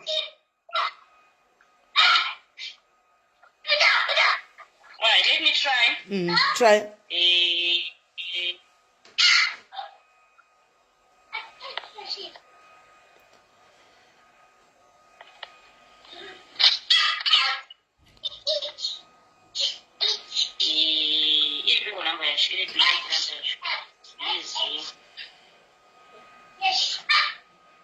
Hello, SIS MELLY. Yes, ndiripo.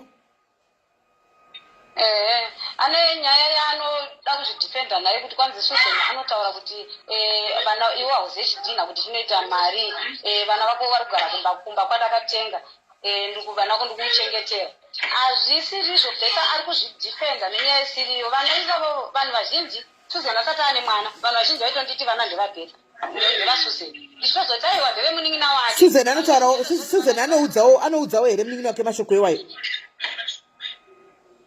ini handina kumbobvira ndakanonzwa achibudisa mashoko iwayo kana matauriro anozviita Betha ndeyekuti iye ari kuda kuzvidhifenda panyaya dzake dzaanenge achiita ende always achikotaura kuti Susan anozondita Susan ini chandiona pana Betha pamwe Susan anoona zvinoitwa naBetha saka anenge akufunga kuti mama vari kuudzwa naSusan zvandiri kuita saka inini ndinotoavoida Betha kana kwaya pandiri handimubvunze kana ipapo makatomubvunza kuti mama pane zvavakakubvunza here pakati penyu naSusan kuti pane nyaya dzakamboitika nyangwe dzandinoziva handitaure Betha handimubvunze because ndoziva kuti Betha hatani kuita maemotionals hatani kupopota hatani kutuka saka ini ndinotoavoida izvozvo even Susan paizombondiudza kuti mama mwana wanyu honai auzondida ende ndongomudza kuti musiye akadaro chirega kumutsura chirega kutaura naye paazongonditadzira bedzi pakuzondibira vana kuchikoro saka imba ndeyasusan Susan akangotitengera imba kuti tigare okay mukatora vana vazukuru venyu vana vaBetha mukagara inyu navo nokuti vana tagara ndogara navo kubva ndichiroja ndaingogara nazo alright iri kuramba here Susan Iri kuramba SIS MELLY. okay kuti akubloka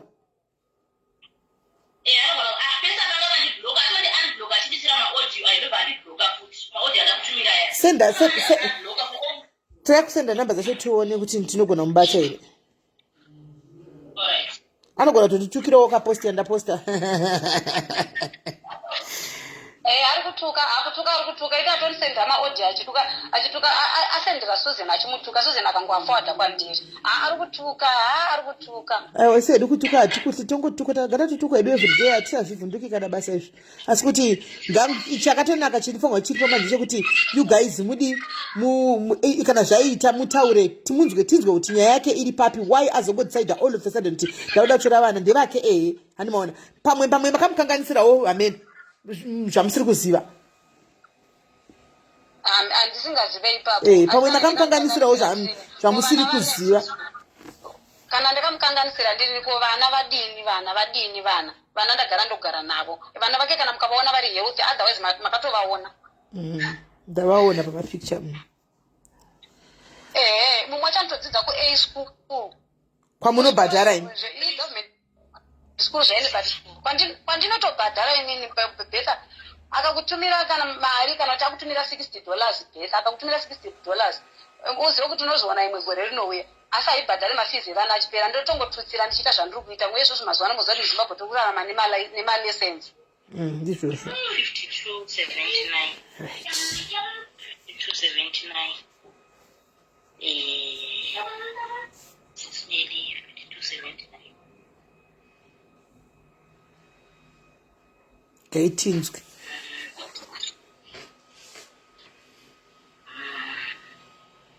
because zvino zvanobudisa paFacebook ndichikumbira kuti kana akauya kada kumufonera kaSusan umbonyarara kana kuti umbotodonha zvako upinde mucomment section anditi asani namama because imimi muri tu munenge musiri kunyatsowirirana zvakanaka saka I think iwe semwanawo watumira alright iwe semwana ukadonha posara mai nemwana wavo timbonzwa kuti zviri kufamba sei I hope zvinogadzirika pana zvinogadzirika ndifunga kuti pane nyaya isingagadzirikini.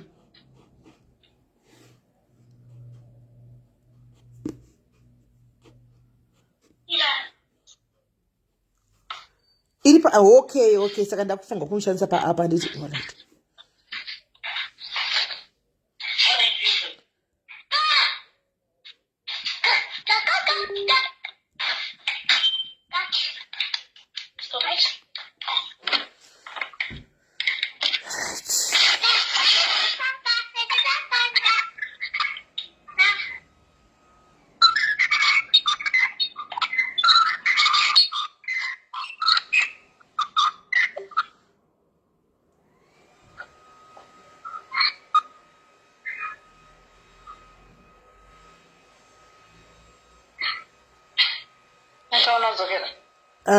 Adona. Diana Adon.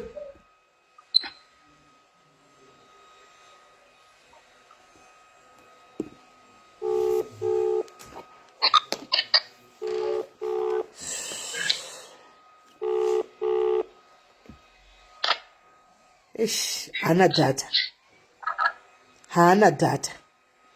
Because I could die, but it's going to connecting hana data. Ish, mind you,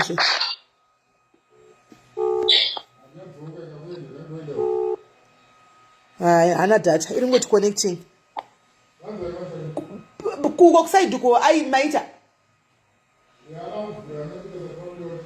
tarisai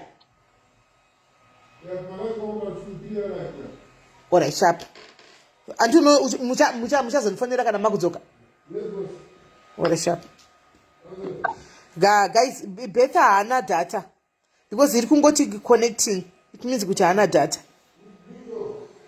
Kuti ana kunikira ere pamano gona nge adonesa dakara chondia hana data because ari kutotry kuto ndatomsendera message kuto bleed itotika ka 2 but kuti adaire hasi kugona kudaira call inonge chingoti connecting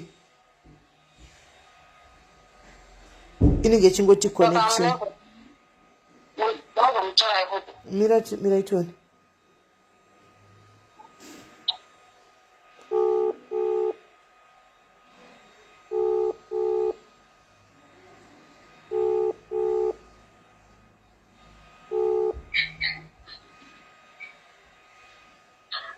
hana data pamwe end of the day pamanenge atenga handisi kuziya right ari kuisa audio wait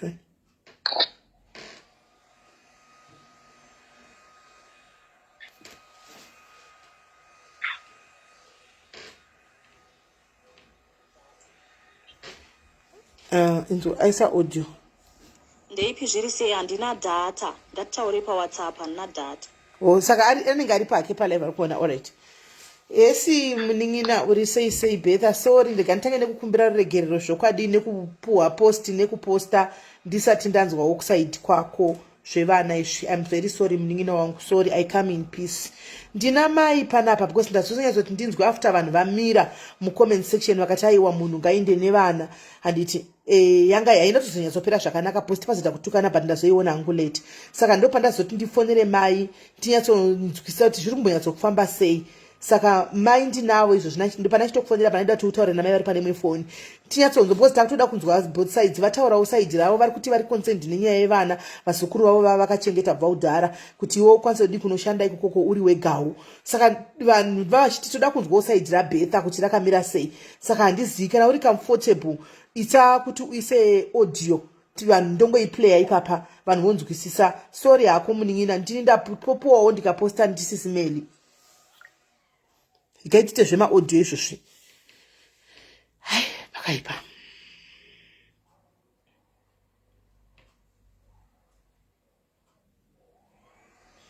Ndangoona sekuti mbuya guys nangu ndaona sekuti mbuya vari concerned nenyaya yevazukuru vava apa ndozvandaona ini.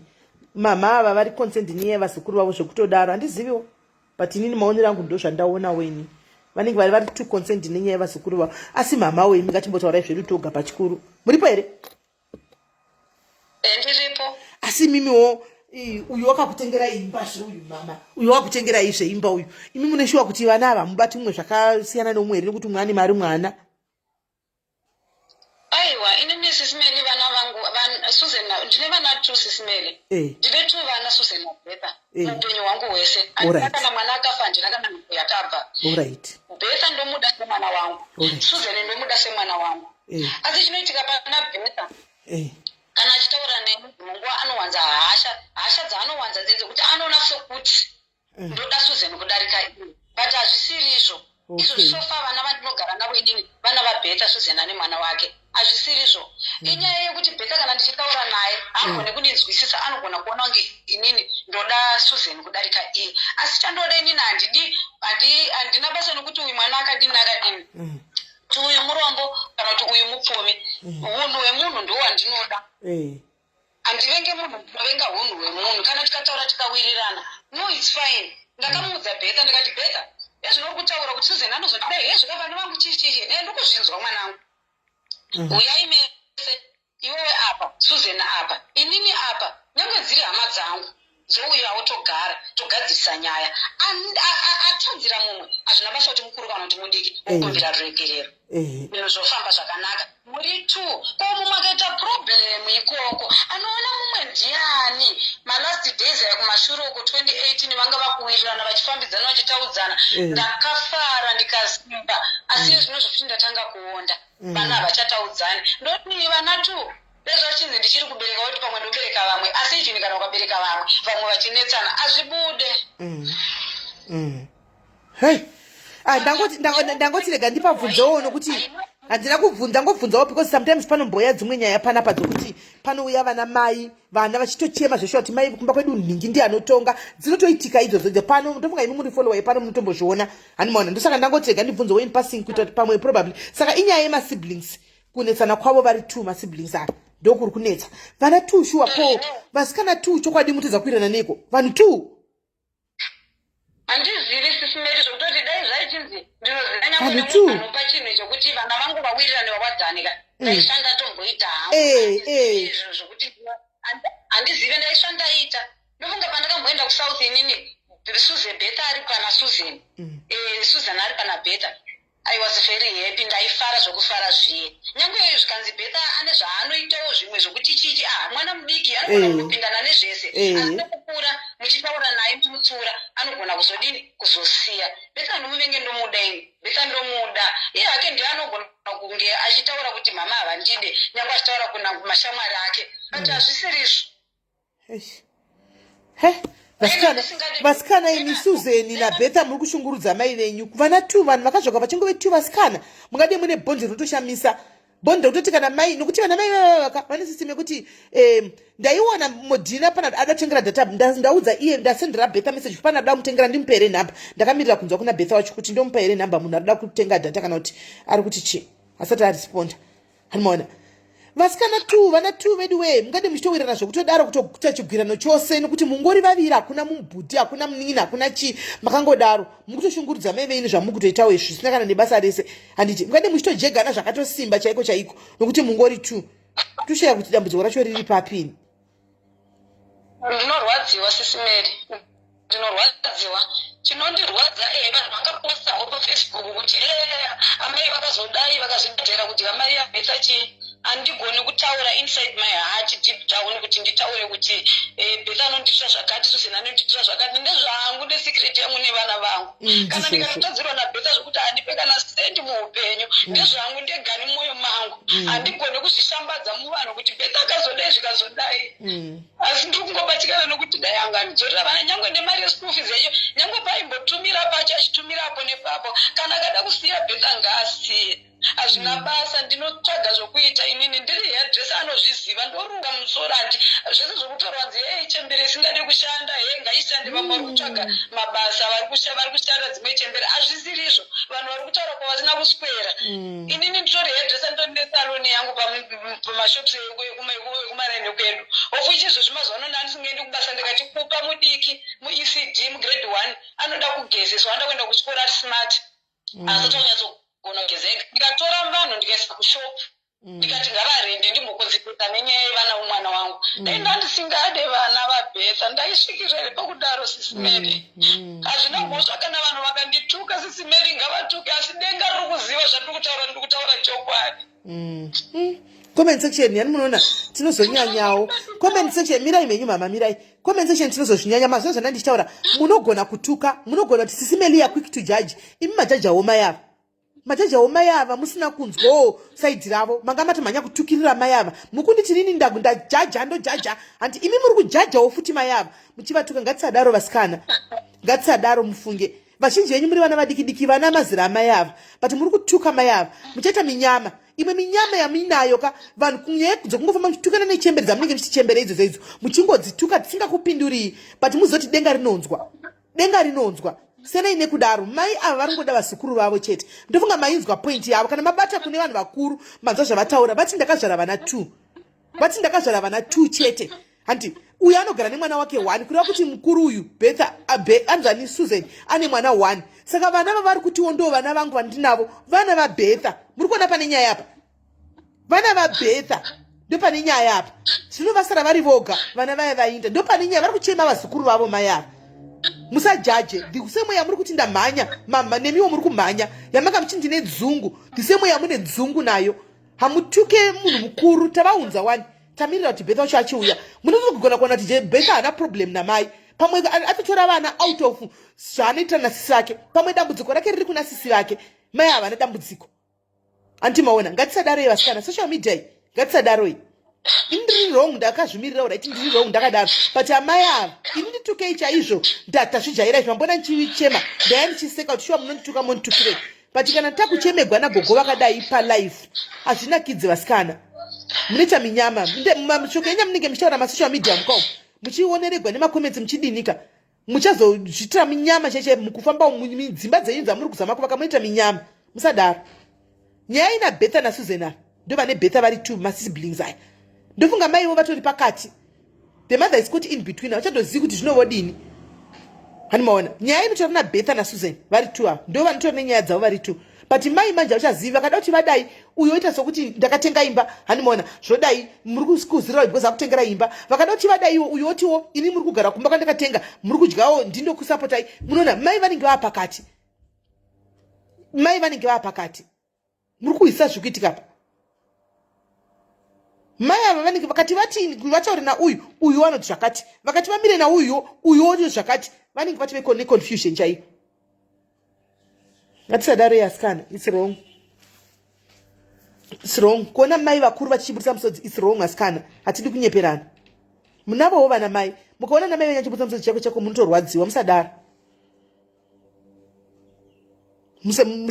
ini ndatozvitora hangu responsibility zvandaita kuti ore ndaposta before I even talked to Betha anditi ndaposta before I even talked to Betha but kuzoona mai amoyo wangu wakurwadzirwa mai vakuru vakadai vachichema havasi mwana mudiki munhu mukuru vachichema nenyaya yekuti vana vepasocial media vakazara pa abrutal muri kuvaudza kuti vazodai its wrong guys nangu handisi kutuka yana kuti I'm just telling you it's wrong munoziva zvimwe zvinhu minyama cheche inoitika mufunge nemisodzi indazvimirira nyaya yangu enda ndakutuka iwe chagadama iwo wataura kuti kudi nyaya yauya pano still vanhu muri kungotaura V muri kungotaura V inotondiconfuse kuti uri papi dzimwe nguva unombokuona uku kumastreet uchimpisa unombokuona kuchipi ndotosvika kuti unganyatsomira papi chaipo kategei kudaro asikana induchema unyaya mai vatuka inini alright hello kola ndiri right muri sei right tichitanga nda kuti you are doing a good job kuunza nyaya idzi to public forum. We all have our different opinions.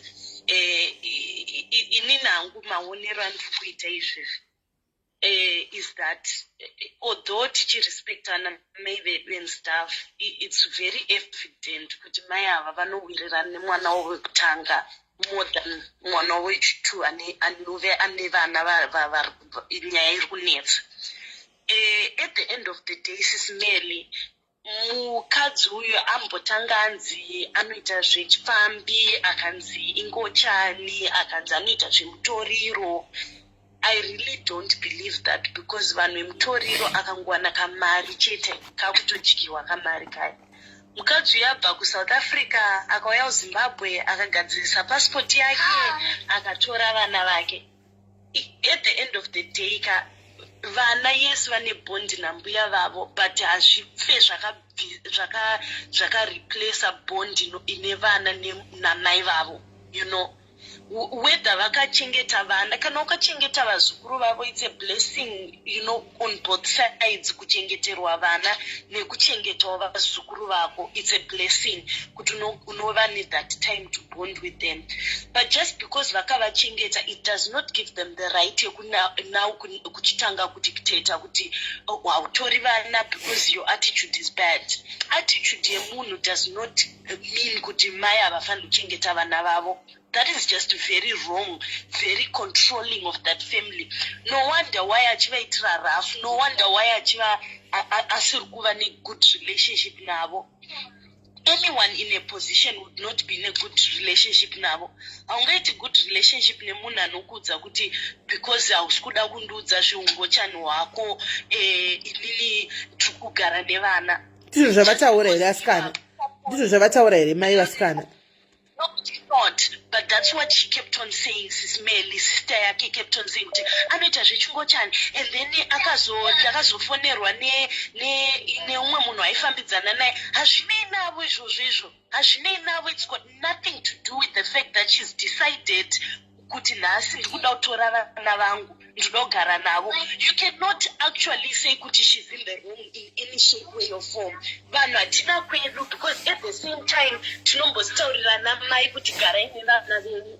You know, even kana uri kutambura une vana vako. We are seeing a woman here, maybe she's had problems, whatever. South Africa toziva kuti vanhu vanofambira kuenda kudiaspora for different reasons. And panouya vanhu kugara South Africa, it's not easy. Ina handigara hangu South Africa, but I've been to South Africa a few times. But at the end of the day, ndimai vacho. Kunana Hopely Farm kuZimbabwe uko, you don't see social services chinotora vana because Hopely Farm kune dire situation. Vanhu vanogara nevana vavo maruzevha kuZimbabwe chaiko tinoona vanhu vari kutambura, but vane vana vavo, vana vavo vachifamba nehembe dzakabvaruka, but achifamba nevana vake. Moti zvenanzi vana vari kubatwa rafu. How? Because she's just only taken vana vavo. And then mambotaura nyaya yekuti kuSouth Africa zvinhu zvakaipa zviri kuitika. We don't know where she lives.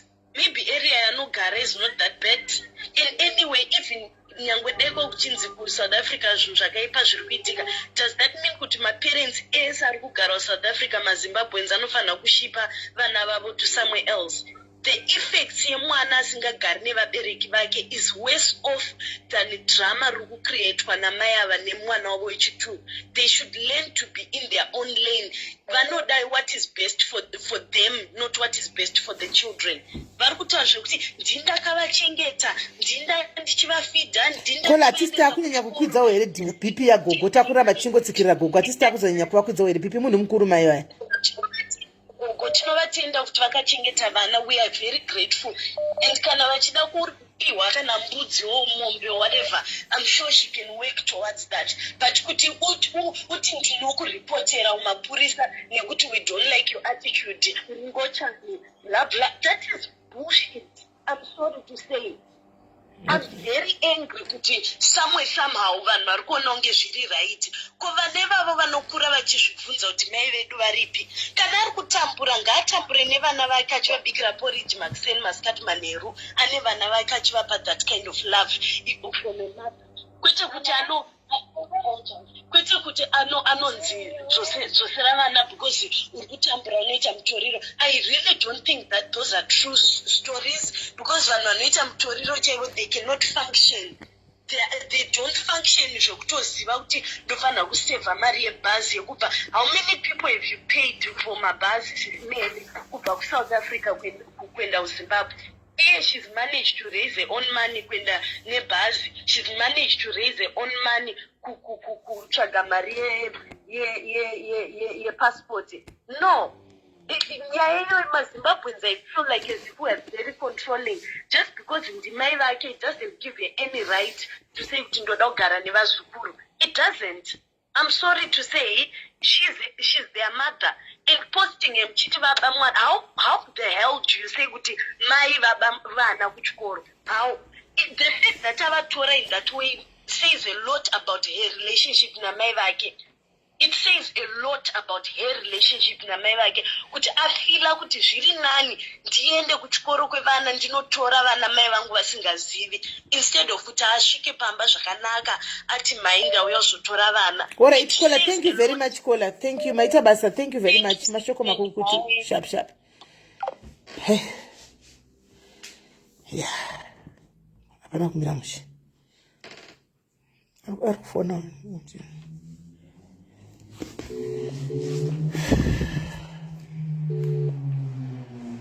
Hello. Hello. Yes, mimi ndo ndakudaira Kola kubva kutaura. Kola kana uri one of the friends ya Betha watengwa because zvibeta tikuzoita ari kupikwa hama dzedu dziri muHarare haako. Anogona ngari kune shamwari yake yachiri kumubatira maqueue kuti anotora mapassport ake hazvina basa redu izvozvo but atina basa nazvo. But iwe Kola kana uri munhu womukadzi unofana kunzwa kurwadza. One Betha akauya achitarukia kuzoona vana vake namai vake. Though akasina kutudzota kunotora vana. Ko mai vake vakamurerera vana makore 7 not demanding ngachengete mai vangu. Ini pana mai vangu ndinozvimiririra. Atite mudeme pakuchengeta vabereki. Ndochengeta ndega because blessing inoya ndishiyane nemunhu. Ndeye yangu ndega. Vanhu vangokuratidzai kuti picture yemunhu wake. Wochengeterwa vana makore 7 unotengera mai vangu zvimajombo zvimwe zvekumarabasta zviya zvine mabhatani musaidi zvimamoni kuti makaita basa mochengetera vanhu.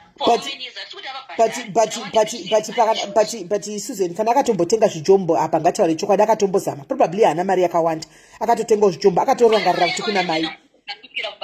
Andinoda kusora chiwaona ukaposta kwa hazvaisi penyu hwedu hwekuti tichipinda mulife yake but muzvorwadza ngatisiyei pamangwana kana tichitaura chiudza mabhururu ake ngachiposta kumafira kurewo je unochengeta murume yeye wakazoti izvo zvatuma vanhu vake unditukira mai vangu unofunga zvogara zvinondigara zvakanaka iye Kola ngatanga anogadzisa zvokumba kwake uku asati ada kuuya kuzotitongera musha wedu kana achingonoti iye she wants to be close naBetha ngaangotomuchiza senema mutore atimbopata kamutsvaga ati nei naye isi we are fighting for the kids not for Betha. Betha ngararama upenyu hwake ini ndakatomudisona kare ndabasa naye musuno ndakamona pacash crusaders apa pabosmana takatongopfudza nonge tsingazivani yowe ndipo masvika ipapo naini vanhu tu naiwe but Susan ona Susan sorry on this one Susan mira Susan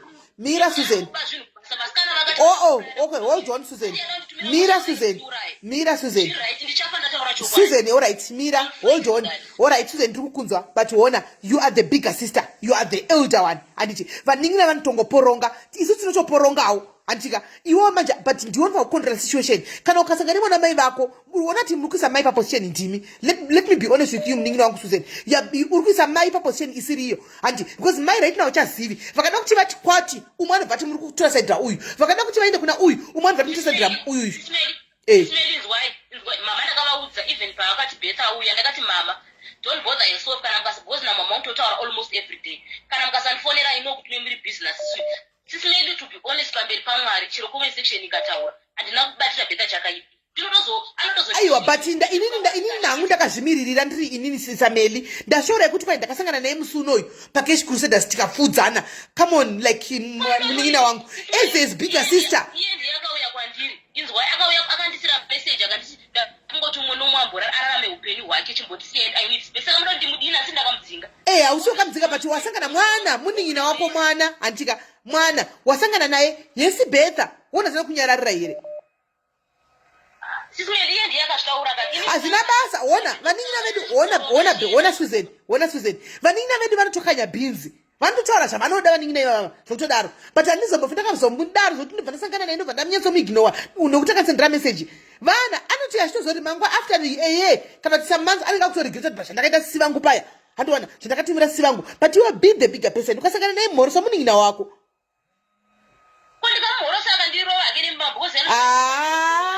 haazokurovi Susan haambokurovi Susan haambokurovi kana inini I can be a bigger sister na problem na Sismeli even pamberi penyu ndogona ndakatombomukangasira zvandikamukangasira ndikatomudza kuti Betha ndiregere ufuke ndakatobhaiza pandikadai angonditi howo zvikangopera I can be the bigger sister kuda kutaura naye kwakandinyararira kokana akatoramba achindudza rafu ndosvika kupi because anongouya oporonga toera na 2 minutes ozonzwa zvinyaya Betha ati vanhu vanenge vachitaura nyaya idzodzo kwandiri vanobva vatosvika kuti sisokotawadza kuti zvakati I expect kuti inini ndimugarise pasi kuti naiwo ndanzwa kuti 1 2 3 4 zvokutaura naKola zviro zvenonsense pomwe ndiye atotengwa mubhuru wake it's fine kana iye ati anharo dzekuti anda kuya nevana vake wake ameno anenge akupedzera namama but imama handina problem nawo kana vakatoisa mapicture vaina bheta kana indoto zoti bheta idenziri kumba kwedu ibhuru rengozi totoziva kuti problem handakana pressure naye because haana hunhu unobatsika bheta haana kusvitangana asi mazuva machiti akatiza ndikabva kuno joni chinomutsvaga prize by prize ndanzoti hanzi ari kudana nawo maforoma nekumaprize ekubhanketi ndikamutsvaga dai ndasingamudeka ndasingamutsvagi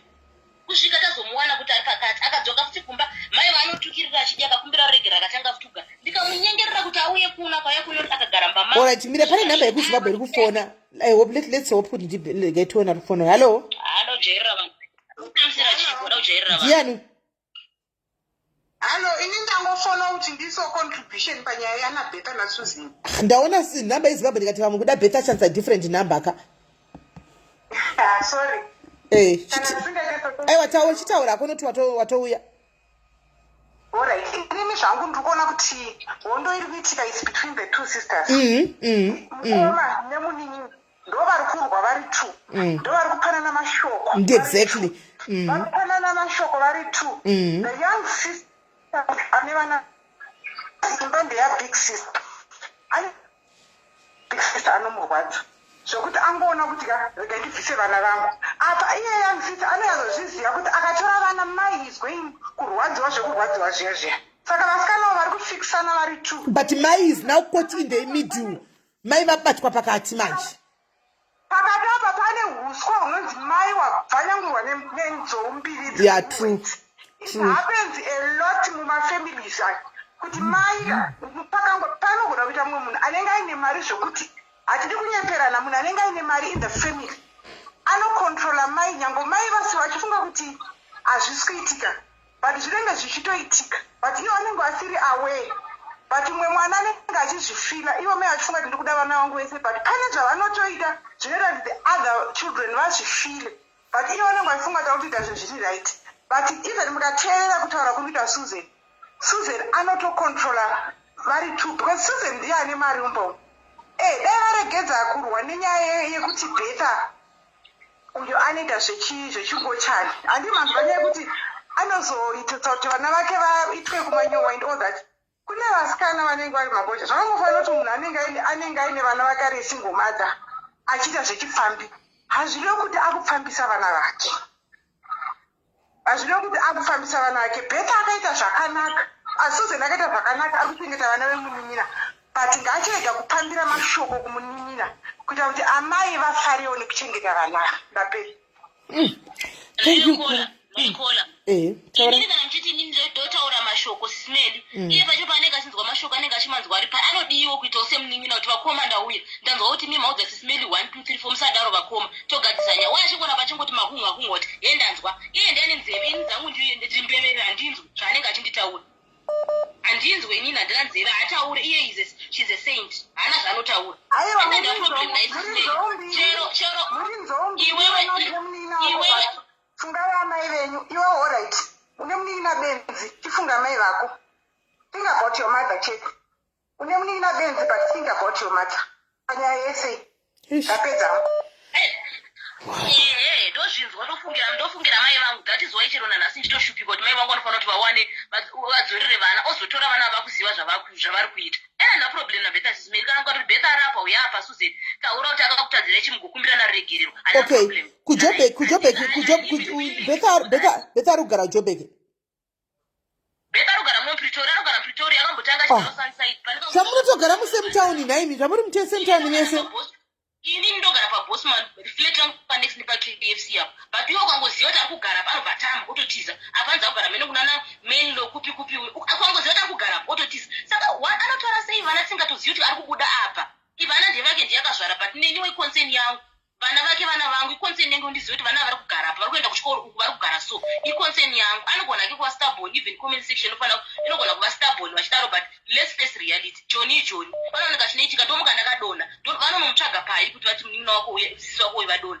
ininoyandinotadza ndezvandotaura kana iye asingandotiakawanda wei uchingoya nenyaya dzekuti ndanzwanani pavanenge vachikuzoonekwa wakangoisa maoko momuchiridza muridzo usingadayire kwose vanhu vacho usingangodzwa musandudzi usina nebasa rese utangokonsentrata nerelationship yeditritu ina handikontrole mama chero bvunzai mama kuti pakauya beta vakandifonera kangani vakati sisi vari kuno hatizotandikani mama don't worry handakana pressure ndaito ndinozvifarira kuti at least auya ukumba handina kana problem kuti ndinochengera mama kundoti baba ndovaisa mumapoma she is my mother after all chero kana ndikatoita mari iyo mari yacho anonzi nene simedi inganiko iko kasikorokoro kandoteka kandodhiraivha ikakuzoti gore ndodhiraivha yenyu mwari ngawanipe mari kakutenga yakafura yenyu vanyatsotaura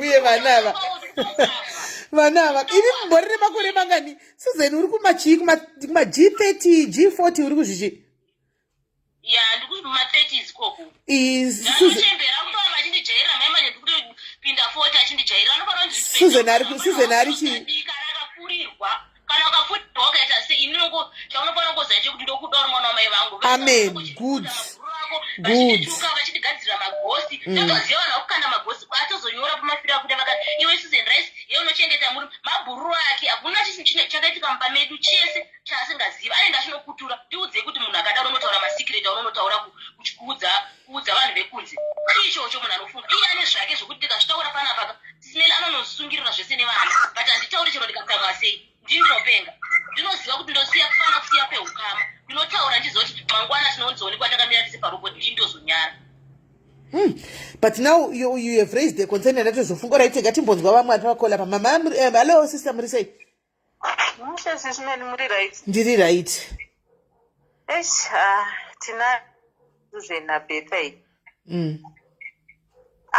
ini ndingoti hangu Susan handiti naBetha mama vakafa nhasha ndimunosara muri 2 ndizvozvo pari kuda love Susan chiita munhu mukuru one kuti Betha anotopenga takutomuisa kumunhu anopenga iwe oita munhu mukuru ukamuona taura naye vana vari sei ratidza rudo wotomudza kuti akana zvanetsa tovatumira kuna mama mude ngomuratidza love ndozvaari kungoda chete hapana kana zvizhinji zvaari kuda love yandinayo for Betha yakawanda zvisingaiti zvokutotoshiya kutoipa ndogwadziwa ndichibatsirawo nezvishoma zvandogona kubatsira nazvo nevamwe vanhu vanenge vachingonditi akoma zvekungosangana mujoni kana kuti mnin'ina zvekungosangana mujoni ndogwadziwa ndaibatsira kwandoita wandinopawo 2 rand kana domasi kana kanzi rakaora pasaidi anonocheka akabika vana vake vakati ndotorwadziwa dai ndichipawo rubero rwomwana wamai vangu but ndizvozvo Susan asi ndingokukumbira kuti chimbomira kutaurisa usatiwo kana wasangana naye mukazotora vana ukadi iwe utomudza une vana it's fine ndione vana uvaunze vana ndozovaendesa kuchikoro uchingoita kalafu kamwe ikaika iye kana zvatomunetsa nevana anodzoka kwauri otonyatsokukuudza iwe chirega kumuudza zvekumasure chero zvekumuntu wakazoba vana chii munin'ina wangu ngatitaurirana for the sake of mai venyu vakafa nhasi munosara muri 2 zvozoita sei mheno iye ndiye anotoona sokutoti mai vanotengeswa kumbare kana kumushoprite kuti ndikangopinda mushoprite ndowana vanyowa indotogwadziwa because kuti mai vangu vakafa zvavharana unoona Susan rega tive honest kwauri munin'ina wangu kuti kubatsirei miss I think Betha akatarisa obviously mafriends akanenge amudza ende she knows kuti ndiri palife ndamudza anditi wona pari kuitika I think pane problem iwo waziva sasisi kuti munin'ina wako ari kuita zvokudana namwe vakadzi anditi ichoisi yake wati akazvara vana akakaroorwa anditi akazodecida kuti ndakuda kuita zvamwe vakadzi right iwewe maybe unambobvira wakamubvunza kana kugara naye pasi kuti ubvunze zvekuti nemhaka iye wazodecida kuita izvi hauna sasisi handiwaona nawo wazozvinzwa iwewe kuti pane munhu akuti ndaidanana naBetha wechikadzi iwewe zvawaita wabva wangobuda kuti ingochani azodai saka probably munin'ina wako ka hazvitomubati zvakanaka anenge achidawo maybe probably totaura newachikudza zvakanaka but unobva wajaja ndasendi kuti mafamili sinokura zvakasiyana kune mafamili akawanda kuZimbabwe nyaya dzechingochani dzadzidiwi andika inenge itori condemn andiwazviona but mazviziva sasisi ibasa rakugara naye pasi wonzwa kuti zina yake ndei andika wose achuza ilife yaachuza anditi she's over 18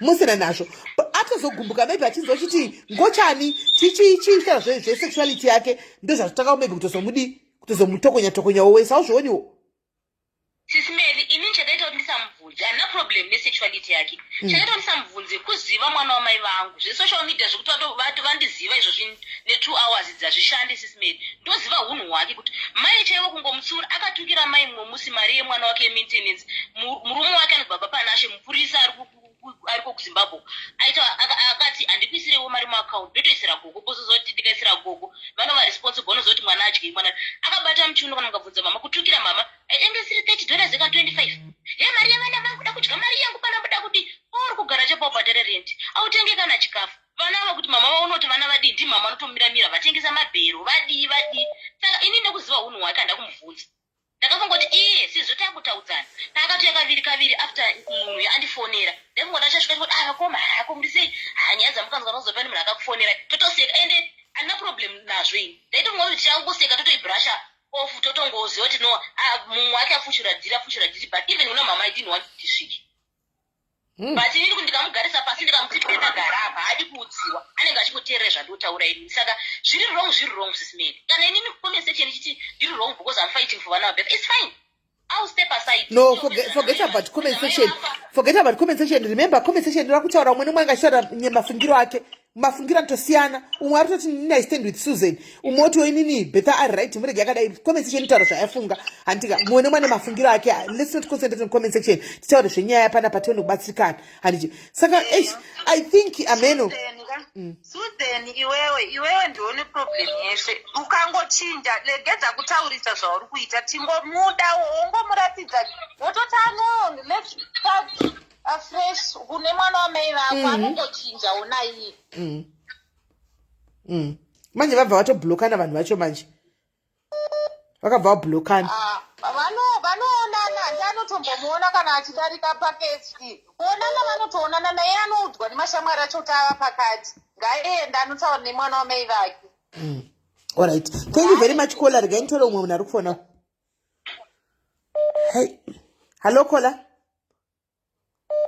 Hello, SIS MELLY. Yes, murisei. Guys, all the people vari kufona muchifona pana ifoni ye 064 ndo ina Susan. Saka musafone ipapo. Fona ipa namba dzamunosigara ufona dzedze yatiri pa live. Andiselina pina inamba mwana auto disturb Susan pa foni pa. Taura yenyu maini.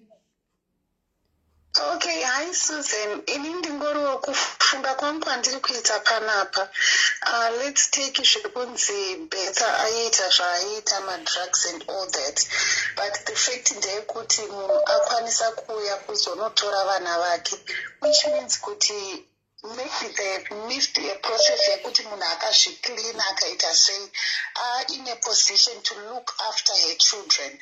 So family really inini chandinonga ndichitarisira kuna Susan namai is to support uyu mwana uyu kuti achengete vana vake kwaari ikoko kwete kwemusitoka kuti inini kana mechiziva kuti usitoke kuti arambe chimuva nevana we don't want that but try to kumusapota aripo kana akazotadza kumusapota aripo then you involve ma-authorities but as it stands right now handioni magrounds ekuti muri kubva maita noise about kuti hanzi why ari kutora vana paakabatsirwa ipapo namama akabatsirwa for example ini ndakambobatsirwa mwana wangu for 2 years ndanga ndisina mwana for 2 years not because hangu kuti ndaita zvimwe zvinhu but at the time ndandisakwanisa kuchengeta mwana wangu ndinonga havana kuzoti hello?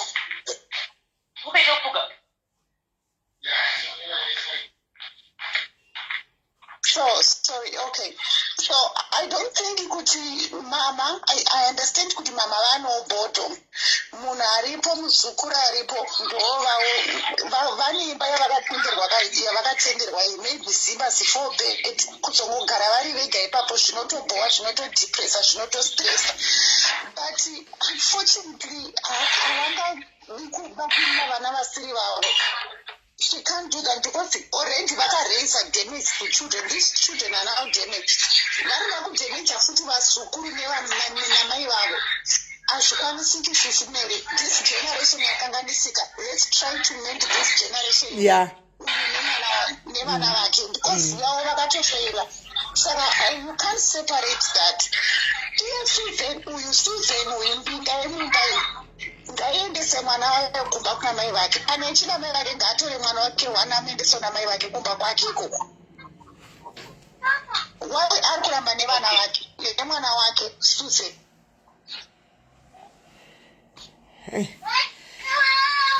Susan mubvunzira kuti wai ari kuramba nemwana wake. Why does she feel kuti Beta haafanoutora ne? Inini chero ndakanzi ndinopenga. Sinchimeni ndinokudza ini ndakamunoziva ameno. Ini ndakambonzi ndinopenga. Ndine mwana wangu.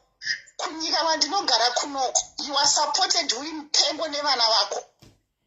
Indakatombonzi naex-father nehama dzake vakamboti mai avanopenga vazoita sei vanhu vakandinaidzira zvima-mental health kuti ndiuye kunoku vakazongoona kuti no vanhu vari kutongo-make up mastories but here inini anoda health profession unotobatsira vanhu vanopenga mai kuti vachengete mwana wavo unless she is baristing isingatoiti. Alright. Susan. Kola ndakuzwa zvawataura. I hope mese muri kuya comment section muchiti Beta ngaatore vana ngadi pazvinooma chaiko vakunzi vanhu dzokerai kumba. I hope muchango muri for Beta because Beta anambonyi mwana wake for good. Mama vane concern kuti unongosvika uchitora vana pakati peterm gore rakupera 1 2 chirega tonoti Joni yacho January zvodzi kudii. Saka zvekutora vana nekuti aone kuti environment yakamira sei zvinhu two zviri different.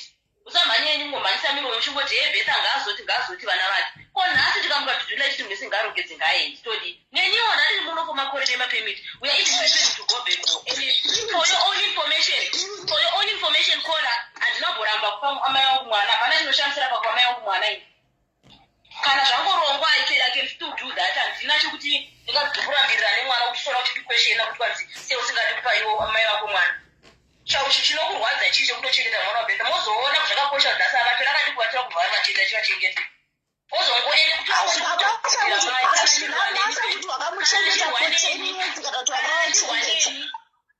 kana achirwa neni waya asingabve nenzere saka mese muchikurudzira kuti arwe namai vangu mune vabereki here askurwa namai vako iwe muri kupinza mai ipapo iwe uri kupinza mai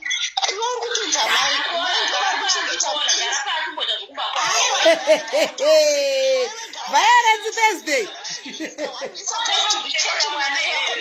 Kana munaedza kuti iwe Kola kana munhu achazotengera bhurugwa rekuti apfeka kuenda kusikero achazotengera mwana wake manepi chinozokuchifungisa nhasi kuti anogona kuchengeta mwana nokuti mwana kuno kujoni kwachakatumira grosa revana yavo kangani vakamborana nedzara saka kusara uchiri kudzitokwidza forogonya yangu usamuzva nonsensa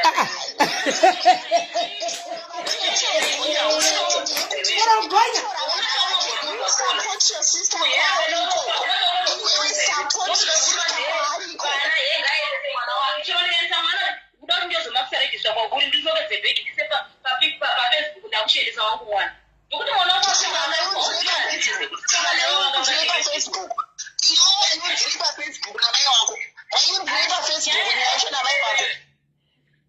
andambopira wewe ndoziva sispendi watokuziva ndizoti kutsvage yako uri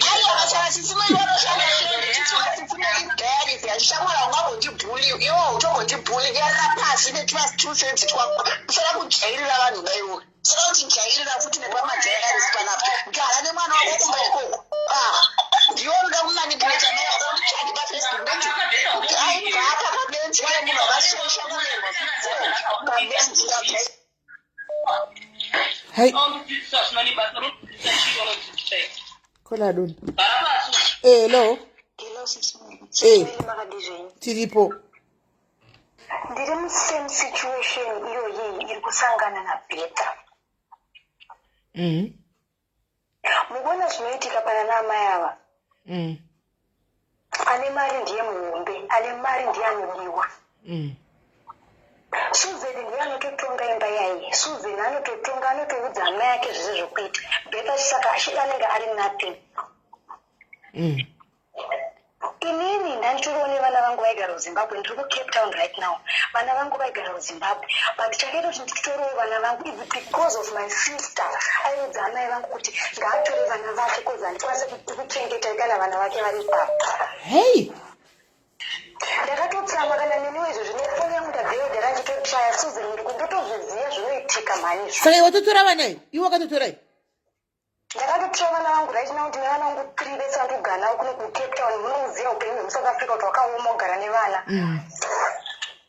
asi ndakavatora nenyaya yekuti ndandine munin'ina wangu aindiita sezvoita Susan izvozvo nyaya yekuti ndindotenga chikafu ngaabvise vana vake ipapo munozotogara South Africa nhasi aumuke wakuenda kubasa iyo upenyu hwakaoma ndakamutora just because of my sister. I know the situation. Susan ane zvaanotoudza amai vake. Susan amai vake vanotozivana. Musande kutogubharo. Better she is right and atora vana vake agona. Atozvita kuti anoziva zvinenge zvichiitika. Ngaadye mavheji nevana vake beta. Mutorirewo kana da kuputisa vana vake ngaavaputise ndevake ndiye akavazvara. Hey. Yeah, andikwanisa kubvisa post inoti ndiri palive andi I'm here on live. The phone that andinofanira kutishandise ndiyo yanditoshandisa kuti alive. I'll remove the post as soon as tapedza pano because the phone iri pamalive ndiyo yandinokwanisa kuti ndimboita kuno official andikwanisi kuda chiri panyaya ino. And Selina, if you are there you can remove the post so that nyaya yacho nokuti yauya pachena. There's no need for that post and Betha now knows vese vanhu vakuziva family. Saka if you say and Selina, if you are there just remove the post tono yacho inogumira papi. Right. Petse you call. I'm very close to anybody kunyepera. I'm to be so feeling better. I know. Ndinozviziva kana okay, pane ari kuti right Susan adoro pane ari kuti ndishanda na Betha but ai makadaro regai tiunze munhu ndofunga atumwa na Betha. Hold on. All right, mabuka. All right. Ari kuti ndishanda na Betha iri piko message ya.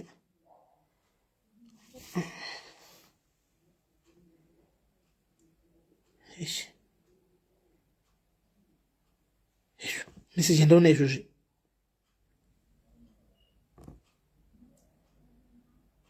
Alright.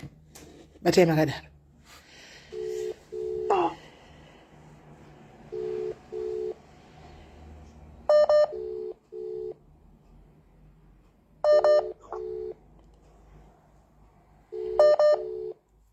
Betha ari kuZimbabwe ari kuti hana data. Saka ndikwanisa kuti ndise namba yake apa kasina kupa consent kuti piwe namba. Namubvunza kuti ndopa here munhu anoda kuisira data namba haana kuresponda. Amukona. Saka zvikwanisa kuti ndingoisa namba dzake. Hello. Hello. Yes, musikana uri right. What is SIS MELLY? Ndiri mushe. Aiwa ndiri right.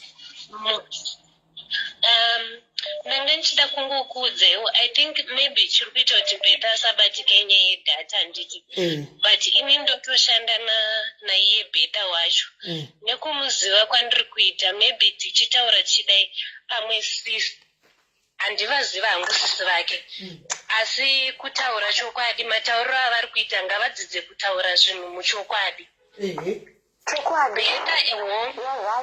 Betha ari munhingirikini ari ngatichi ari kuvakadzi anoita zvevakadzi it's fine but zvekuti mutoriro haakwanise kuchengeta vana nekudai kunyepa vari kutomunyepera because akasike kutanga Betha achironga rwendo achienda kumusha achinokumbira vana akatombotora imwe leave achinokumbira vana but I don't know kuti zvakazoita sei asvika ikoko asi mukanzwa rimwe side raanotaura iye anotaura achiti vanomunyima vana plus zvinotori kungoti hake hasi kubatika asi aikwanisa kuzvimiririrawo ega achitaura side rake and then sisi vake pavari kubvunza kuti kwaanogara Betha anotogara kwakanaka kudarika kwavo zvokutoti vana vanotonge vatori safe kutodarika vavo chaivo chaivo sisi vake ngavadzidze kutaura chokwadi kumira and achitobhadhara renti yake ega ka anotobhadhara renti yakatodarika yasisi vake. Wow.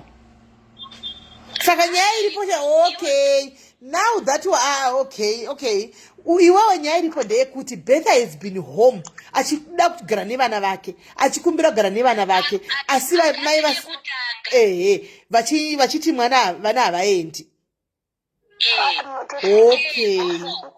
Upenzi hunenge hwakaitika kudhara izvozvo we don't know handiti kuti akambotiza vana akaenda but munhu semubereki anosvika pakudzoka kudzora pfungwa dzake kuti ndine vana ngavamutendere akure achengetawo vana vake ega zvekuti ari into drugs kunyepa Betha haasi madrugs ndezvekunyepa Betha atori munhu chaiye like kuti munhu watinotorarama naye. kutaura chokwadi. Right, at least we've got you waita kuti wauya wakamirirawo Betha wacho uchitaura maziviro aunoita Betha.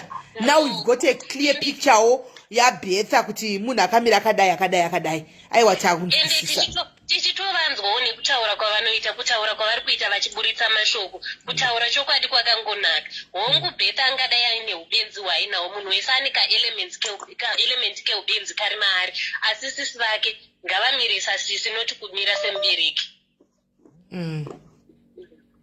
Maita basa. All right, thank you Kola. Zvinhu zvinorwadza ndingode kukunyepera kuti unenge uchitongwa nemumwe mwana akazvarwa namai vako nenyaya yekuti anenge achibva nemari. Ichiyotiseya ndingode kukunyepera. I'm very close. Ndinovaziva vabereki vakadaro vanenge vachifevhera mumwe mwana just because anenge ane mari. Iwe unenge uri munhu ane nhamo. Zvakafanana neMrs. Melly. Hello. That's it. Sisimeli zvakafanana nesituation yangu inini. Ndakatora vana just because munhu wangu aindiudza kuti zvone zvobvisa vana vako ipapo. Nini kuti vana vako vari kudya chikafu chandiri kutumira mai. Ndakatora vana vangu ndakagara navo kunoko.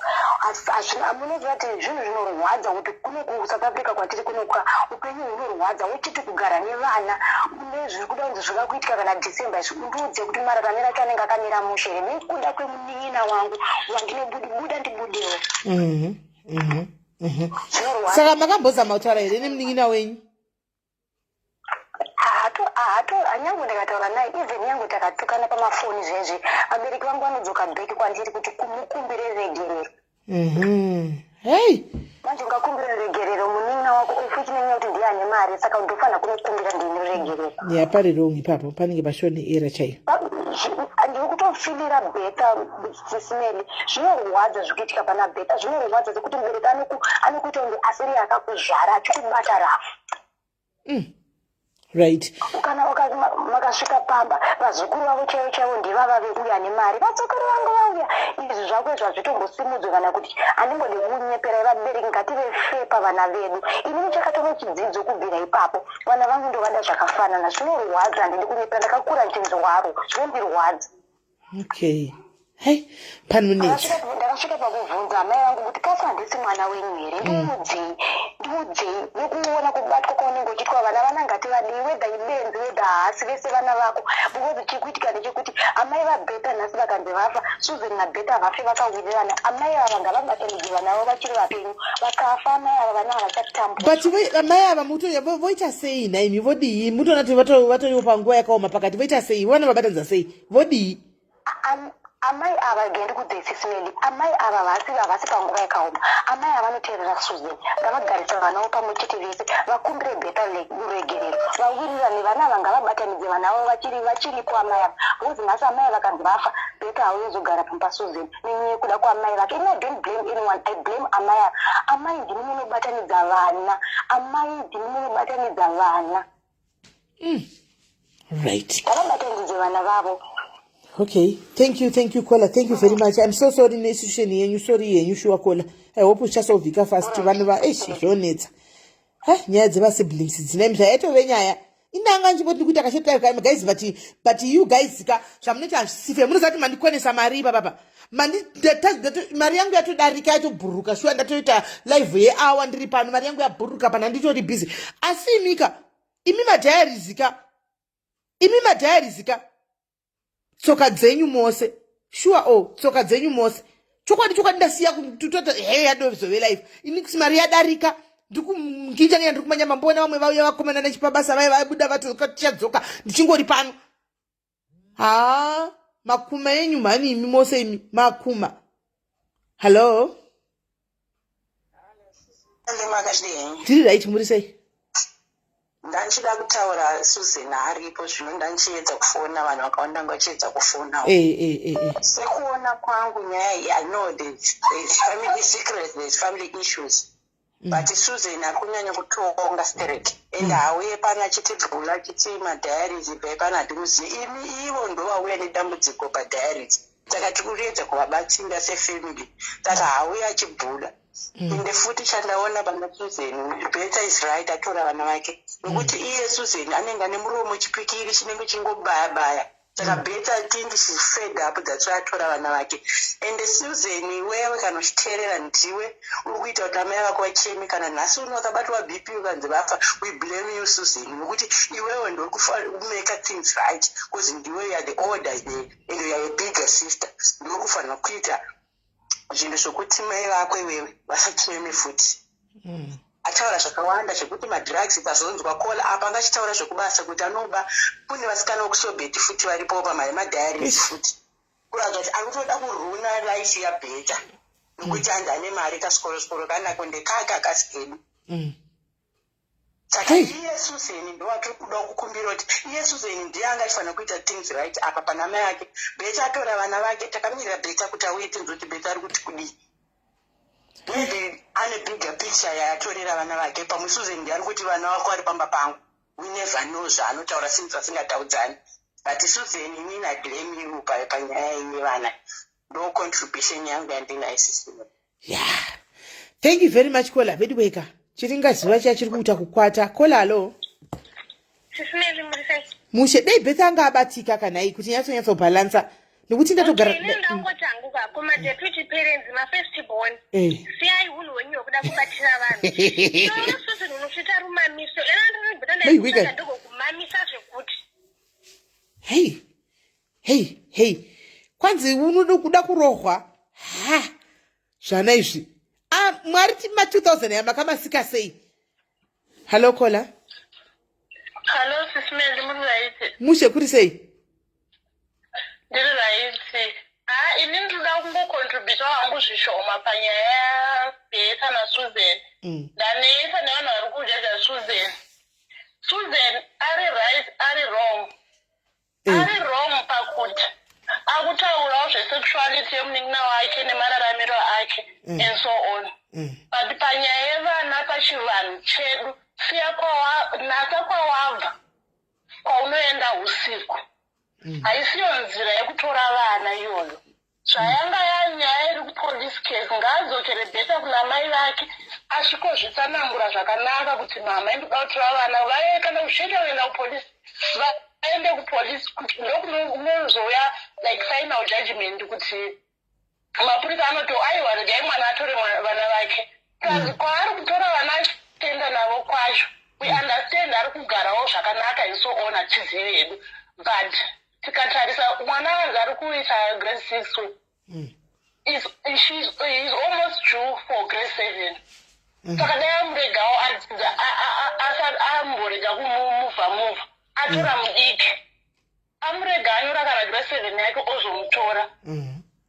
Iye Beta uyu ari wrong. Anozari Susan uyu ari wrong pakujaja judgment yekuti ajaje mwana is wrong. Ngaakajaje vamwe vana. Dzakaipa izi, right. But guys, inangu ndine concern chaichaiwa mana. I've got a concern. Kana tichita na so muri vana vemunhu 1 muri 2 muchita na so. Hello Kola. SIS MELLY. Hello. Yes Kola tukunzwa. Ndati muudzewo Susan kuti kunyange akauya kusobhei akasvikoti Beta hana mapepa for your own information hakuna Zimbabwe rine pepa kusobhei pari zvino. Saka ndiri kusobhei kokoko ndiri kuuyako nepolice kusobhei kokoko. I'm coming there. Chisina mapepa. SIS MELLY uyai nenhingirikini nemapurisa story bob because takangopiwa kusvika musi wa31 December. Saka hapasi kubvunzwa bepa, hatisi kubvunzwa chii. Saka ngaauye zvake aite zvaanoda of which havangambomubvumidze kuti auye achita noiza ari kutongozvipengerawo zvake. Saka moshanda mosewo. Tinoshanda tese pasobhei pacho ipapo. Isusu takatoudzwa pakatanga kunetsa mapepa. Takatoudzwa mapepa asiri kubuda. Saka takupai kusvika musi wa31 December ndo panopera contract yedu, ndo pari kupera basa redu. Saka ngasazvinetse nekuti hendouya kusobhei ndikakudzingisa ende muudzei futi kuti zvekuba izvi haminoti ari kuzvitora kupi kunyange kwake kubasa anobawo futi. Ado kutoti bowa. Nenda ndatonyorawo zvokuti ndotoya kubasa kweiyo asi ndandisingauya hangu ndandichinyora zvokuti kana sezvo yanga yanzi yaitwa police case kuita kuti akavhunduka anodzokera kumba untaura namai vake ndosaka ndandatonyora hangu zvepolisi asi musaufunga inyu sisi mai vangu achizouya nepolisi aiwa inini kutoti musobheti yacho ipi kupi kweitwa nezvo handitozivi ikoko handitori zvizivi. Aiwa asi Smelly isu still covered nenyaya yesobhei vanoti saidhira zvekuti havangambobvumi kuti muye muchitano. Momboita nezveiko kusobheti mogadzira nzara e? Tinogadzira nzara nemakumbo nemamasaji saka haiwa titori bo. Okay. Aiwa saka pakanaka. Takatongomirira musi wa31 iwoyo musi wa31 December. Basa robva rapera saka arungozvinetsawo Susan. Alright. Saka ndichatomboyawo kumuzombondimasajawo makumbo asikana. Yese ichamutuka. Waireiwe. Zvaangotaura zvekuti havana mapepa chichi. So bese yatopa musoro pake. Apa inyaya yengoti nhasi tiri busy saka vamwe havasi kubuda. Asi pavanobudikira chete atoone chimoto Susan. Haiwe kani. Kundipeyo ndimboyawo zvimumbondikwiza makumbo naye anangu zvinaye aningina. Uyai tikumasaji tikuite inzara makasununguka. Unondipa location kupiko kuPretoria? Ndiri kuPretoria. Unonditendera location ndombosvikako.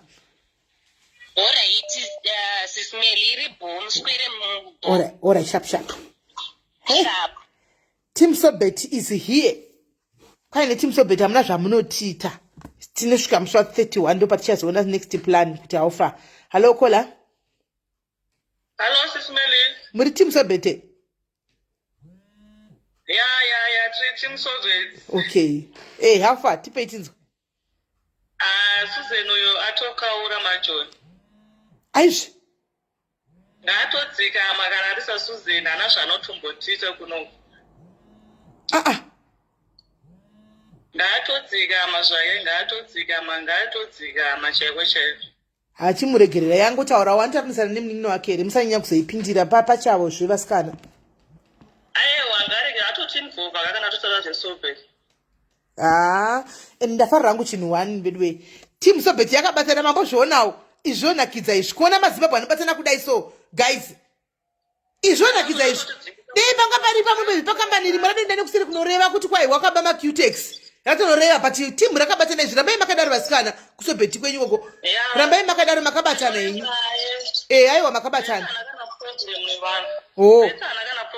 Munhu bhozve kuti rega yatore vana vake besapinda munzira itoya kuno kuti akatokumerera. Okay, aiwa uri kuuya kwai waenda kumutora passport. Alright, sharp. Imi guys, vana vantori right guys, vanotomira zvekudaro. Kashoma kwana maZimbabwe achimirirana kudai kai guys. Kashoma. Kungade kwati tarimwe ratomhanya kuseri kunoripota, kunorumira kana kudi kana kugudurana. Vakabatana vana. Hello Kola. Masora sei Sis Melly. Visa imefanya kusure. Ndasora sei. Ndaswera ndiri offline. Okay. Inini hangu nyaya ndoda kutaura ndiri festival mumba medu. I understand kuri kubva Susan kuti as a bigger sister anova make offer protectiveness kaanenge ainako. But the fact remains vana ava ndevabheta.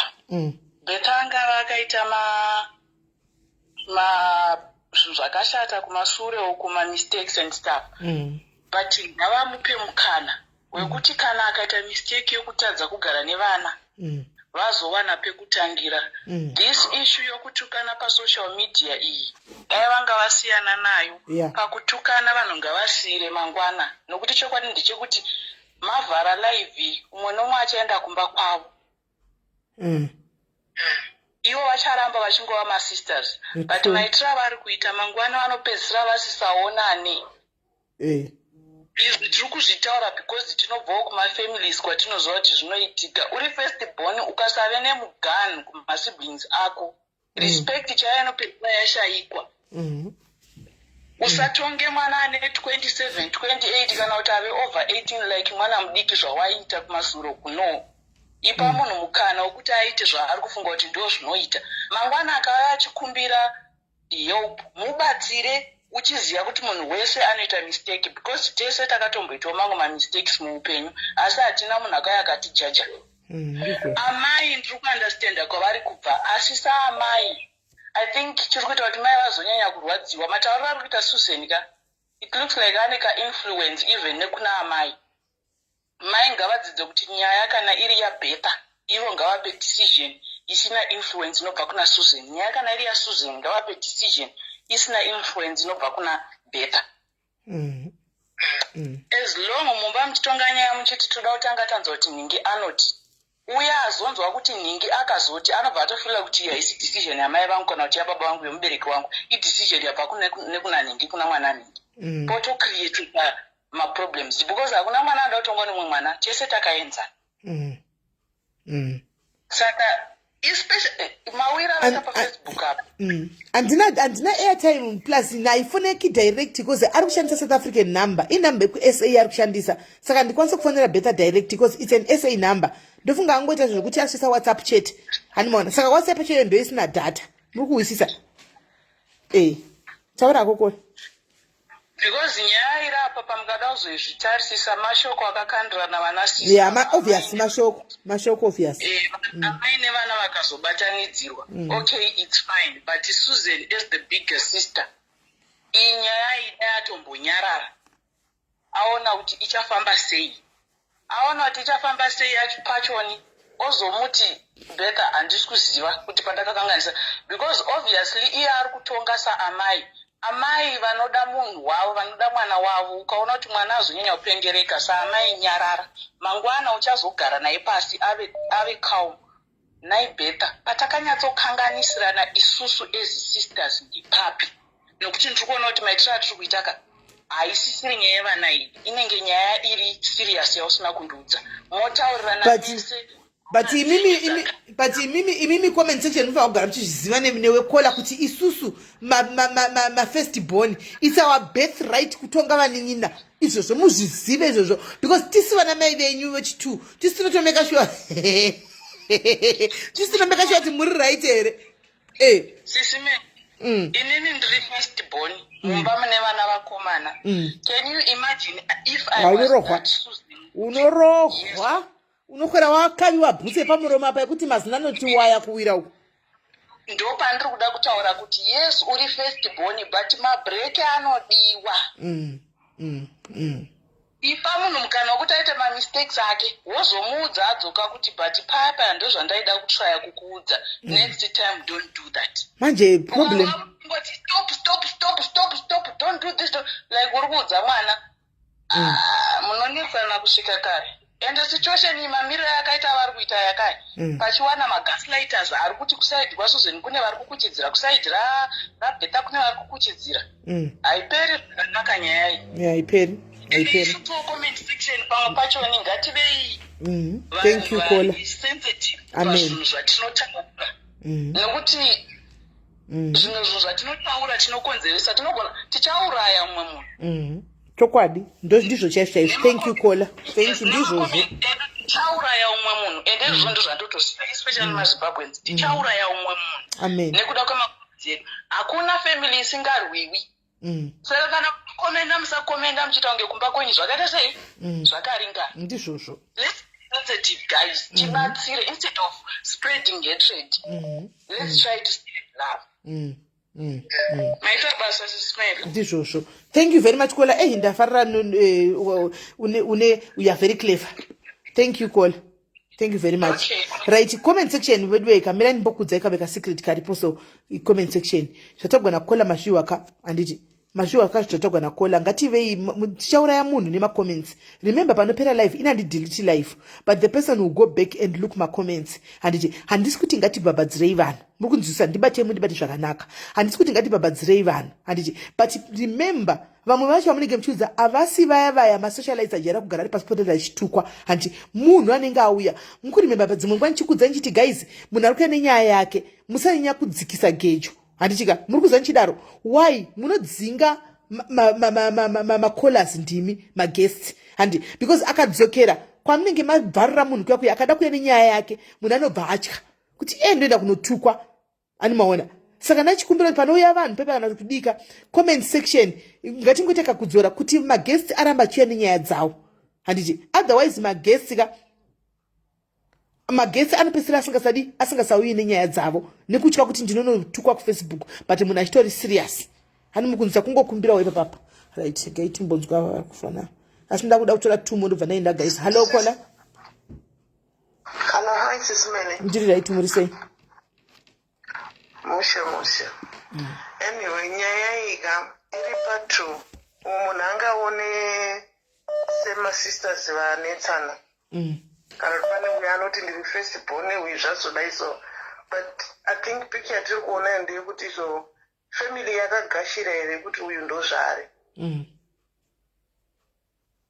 Handizivi ndoona handizivi kuona kwangu ndikuona sekuti sisi vati ndakanzwa nevanhu that means hana kuvaudza saka ipapapa ndo panonetsa because makuhwa kare patori nekutoti vazonzwa vaizviona but kuzvigashira vakazvigashira here. Handizivi tingaswera unetsana kuti uyu azoti azodai so yes she might be bisexual and you want vana vake zvazodai so, but the problem is makagashira here zvaari munhu uyu ndo zviri kunetsana vanavo. Zvozoti social media yozopindirawo zvayo anyway social media ndingatore zvakawanda especially ma2000s hey vamwe mazuva vanotaura haite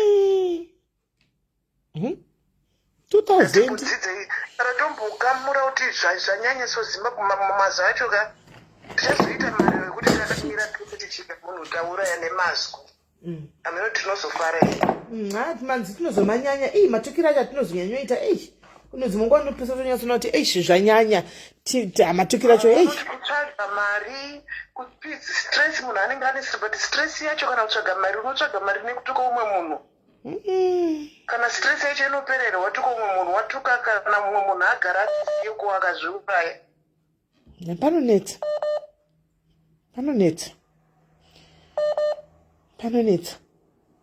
Anyway, nyaya it's a family issue. Hapana chita chingambopedzwa pasocial media nenyaya iyi. Ndavagadzirisana mumba kwavo vagashire kuti uyu ndozvaari uyu ndozvaari. Full stop. 2000 ndabva rakupindura hanzi iwe kola ma2000 ndi mbuya yako. 2000 zvikuru zvechokwadi. Zvakaoma hazvo. Kumba kwangu vanotoziva kuti hakuna zvakadaro hapana anotaura zvinosina nemusoro wese kuti abringi kumba hakuna zviriko ndizvozvo. Aiwa muri right mukatuma zvanyanya tongovagamuchirayo ma2000 acho tingogovadiwo vari vana vedu 9 pane patingavadii tichavamedza tinei tichingopopotawo tichingova ini ma2000 vachingovepo tichingovati ma2000 tikaona zvainyanya tombopindira muinbox ndoti mwana wangu wanyanya hauzvioni zvimwe zvinohwa hazvo zvimwe ukazvitsiura zvinohwa zvinoteerera zvimwe zvacho ngatitombotakati avaseka vamborwadziwa taseka tochizobatsira pamwe kuti zvingachinje because disaster chaiyo. Haiwa pakanaka vakoma, thank you very much. Right, gainditorewo kupedzisira. Betha handisi kumuona. Betha haasi kukwanisa kuti auye. Betha handisi kumuona, handisi kukwanisa kuti dai angakwanisa kuti auye Betha zvanga zvichaita. Manje handisi kukwanisa kuti auye Betha. Amoni. Hello. Hello SIS MELLY. Muri sei? Maswera sei? Mushe kuri sei? Ya indoda ngopindirawo zvangu madza vedu vabva kutaura vakuti vedu wenga vasati ma2000 kudi machembere masi 4 ibvaivara mazveri kana tikati machembere masi 4 amapiyano. Saka muri kunzi ma2000 muda kunzi chii amapiyano? Ngavatisiye ivo machembere masi 4 ngavaende mumusha vanorima paFacebook ndipe ma2000 vatirege zvedu izvo. Ende vana imi zvamunopenga naimi zvamunopenga vana imi ende munotopenga vana imi tanga kutaura rasa vanozotsvaka vazokwidza purogoni uye vedu webo kana iwe ukauya nenyaya kupafacebook usambozvinyepere kuti unobhambadzirwa pafacebook. Tinototaura zvatinoda, tinotaura miono yedu nekuti zviri pafacebook zviri pasocial media. So kana ivo machembere vasingadoti taura zvavanoda ngavaende vanovaka uko machembere must fall. Kwai we must fall nemwana wangu uyu. Betha auya uyu ndiye here Betha uyu asiriyo uyu hausiri iwe Betha iwe ndiwe ere hausiri iwewe kwaiwe mastifo machemberi nei mwari wangu Jesu halo kola yes kola ini nangu zvangoti panyaya yaBetha naanonzi naSusan ka aisingaye kuti hanzi mudiki are always wrong I believe kuti suzo ama2000 tine dzungu tinombokanganisaka but imini patushavhezve tinenge muine mari handitika like inini njoriwo nevana vangu too but ndiri mudikani I also have a sister anonditisha like ane dzungu rinenge rina Susan ire randiti so inini kuti kurespectei chimboisifai magaro pasi magati kungaende pasi nhasi hangu nei mwari we matini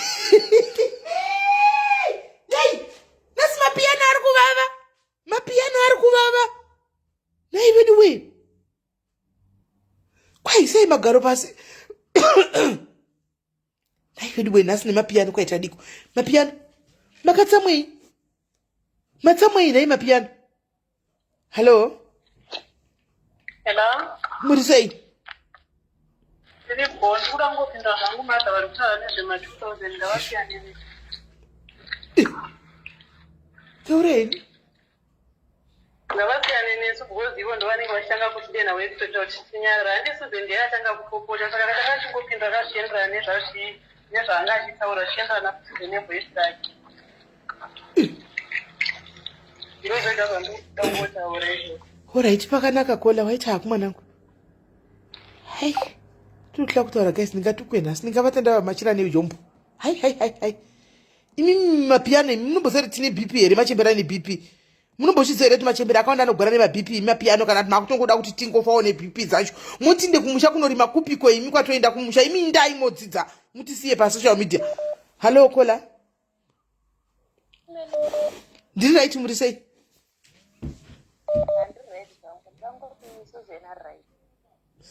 Pana chinhu chofadza chekubatsirwa kufarirwa uchengeterwa vana vako so temera siya vana enda hako unoita zvaunoita siya vana hai ndozvifundira zvangu ndozvifundira dadinazvishowa nenge alright thank you kola he nhasi tazviparira guys musataura kuti ma2000 munotukwai musataura zvekuti ma2000 halo kola makadini mushe kuri sei ina hamwe handisoma 2000 ndakusvima 40 kokoni kwaidai kumusha uku go and sit down kumusha uku aiwa ini nditori last born mubambedu tiri 6 asi number 2 iye zvino ndakavhura hate kana kutaura handichataura ndakadzidza zvakawanda ana mai please ndapota ngatidei vana vese semadiro atakambowaita tichivazvara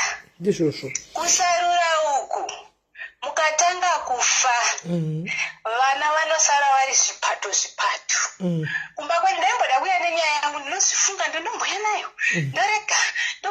ndorega ndichizara vangu mwana anoita kutaurirwa zvekuita ini maudhi achingouya mwana azodai mwana azoti kubvunza mwana zvisi kubvunza muchembere zvinouya zvakasiyana amai vangu vakatanga kufa muzuva ranhasi kune zanu reMDC kumba kwedu kune mapato 3 hatisi kutowirirana izvozvi ndakabva kurwara mazuva aperayo ndikashanda hakuna akandipa kana sendi kana chii asi vanhu vanenge tumirei mari kumusha tinoita kukontroliwa apa tine varume tinoita kukontroliwa kunzi kwabva kwazodai kumusha iwe unenge uchiziva kuti mwedzi uno zvinhu zvakandiomera ndichatumira unouya asi tinoita kukontroliwa ndakabva kurwara mazuva aperayo ndakadzoka ndisati ndasimba kusingagariki ndaona kuti ndikada kutaura because ndakanga ndichida kutaura mai vangu vakandudza kuti wapora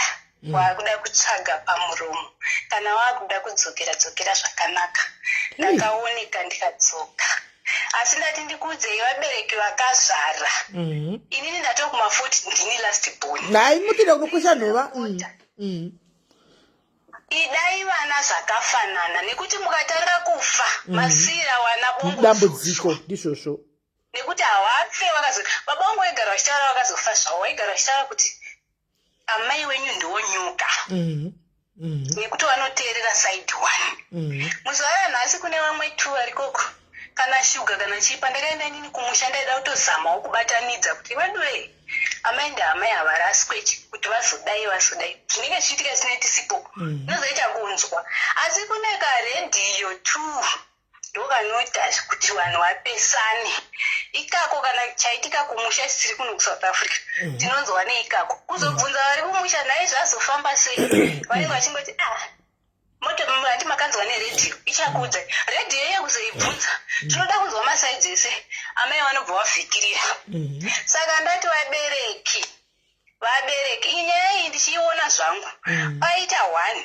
anoti inini ndini ari kuda kukontrola mudiki aramba kukontrola yazvinazudza kuti aiwa no ndakura regai ndizvionere wana matorero aita atadza kutora hake wana dai atora mune zvakanaka amaenda vaya ndichitora wana soso unofambawo zvakanaka newana asi kuti mudiki auya nechigumbu chekuti mukoma ari kuti zvakati saka ini ndakubvisa wana wangu mumaoko enyu muone zvekutaura imi muri wairi kana wana wabva pano zvekuti uchazviti wana kupi irini zvino ndakabvisa mwana wangu nemunhu ndabva mukupedza mari kuZimbabwe kuchiita operation ndakamubvisa nemunhu yezvino nekutaurisa ikoko kunouya zvakati zvekuti unongosisina peace ende kutsvaga imba yacho futi kwakabuda mitauro yakawanda dai wabva wazotsvagira mwana pakati dai wabva wazodai ndikati no mwana achazoita zvakazodai ndikati kodai ari kuSouth Africa 22 years nekukontrolwa kunzi mwana ayo achazodai gai ndichimubvisa muromo ite mushoma please vabereki ngatidei vana zvakafanana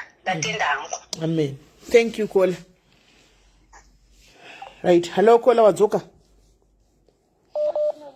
mushe kanani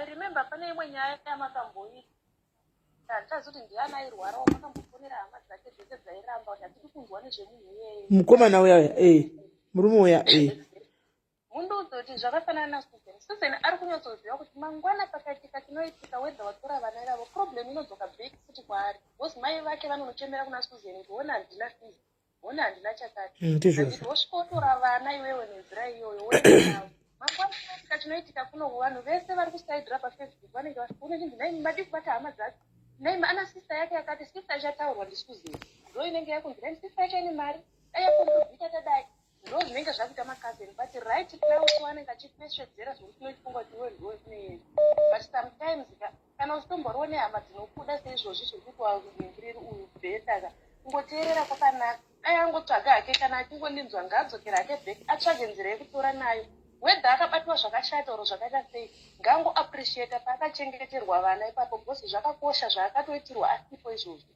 saka ane zviri kumubhohwa but chakakosha ndechekuti vana vake vaichengetwa zvakanaka vasinga abhuyiswe vari kutodiwa handiti nemashoko ekuti zvazonzi zvoma munhu hapana paunomborarama uri wega panosvika time yekuti unoda anonzi wako ndochete hangu mashoko angu andiri kungotaura kana achindinzwa vanhu vari kumupesvedzera avo vanotanga kutsvaga hama dzake sezvikanzi panoitwa macontributions but macontributions achaitwa pachinzi pari kuda hama yake ane sista yake yakadai sista yacho ine hutini atadzere kuburisa mari uyu Susan atoziva kuti mangwana idambudziko rake still that's why ari kuisa effort ari kuita hasha because anoziva kuti zviri kudzoka bheki kwandiri vanhu vakawanda tinenge tine masituations akadai but unoziva kuti mai vako vachachemera iwo kuti ona ndadai hapana pauchatarisa mai vako vachichema vakuvapa futi mari yekunobatsira munhu iyeye kuti ari kuonererwa udaro wozorora kuti mai vako vafari wozinotoona kushungurudzira kwamai vake seipapa kupindira kwaari kuita nyaya yekuti mai vake vari kumufofa nenyaya atora vana kuno ndasara ndega handibira vana iye weto hasha nekuti mai vari kunochemera kwaari uyu azondidai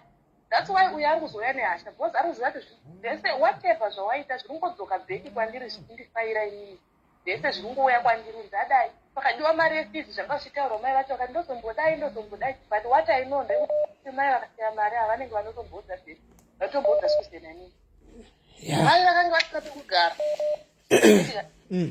mai Susan handi ndiye ari kunzi akavatsvagira imba kuti ndiye anenge anzwa tisi kuti mai vangu ndodiko mai vangu ovatsvagira imba tokuti vagare nevana vako ivavo alright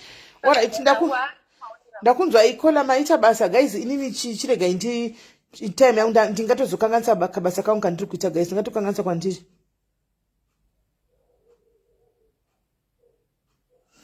andimaona ndingatozokanganisa zvekutodaro mai mwana svikapika business kangu kandiri kuita kakaramba kumari kandidarika regai ndimanye guys chiregai nditambogara nguva yainda chigai ndinde ini ndongoti guys apa nyaya iyi ndonaso kuti nyaya iyi pasinawo Betha wacho kuti ataure ega ndashaya kuti ndoti kudi team Sobet ndokumbirawo nemweya waMwari team Sobet ndokumbirawo nemweya waMwari musabate Susan nemweya waMwari ifamily issue iyi is just that pazongotaurwa sare Sobet zvaro ndanchikumbirawo ngatitei vamwe vanhu vamwe chete musazomuvhiringa ifamily issue munoipindira mangwana mukazoona vadzokedzana vana vemunhu wana mozoshaya kuti zviri kufamba sei ndanchikumbira vaningina wangu handiti kuti musa chingomirai kuri handitika ende kufamily handichaziviwo kuti moita sei dezvaigona kana wakateerera Betha at least talk to your mom Betha if you are listening at least talk to your mom mama Betha murege aende nevana vake anoona nhamo kumberi nevana vake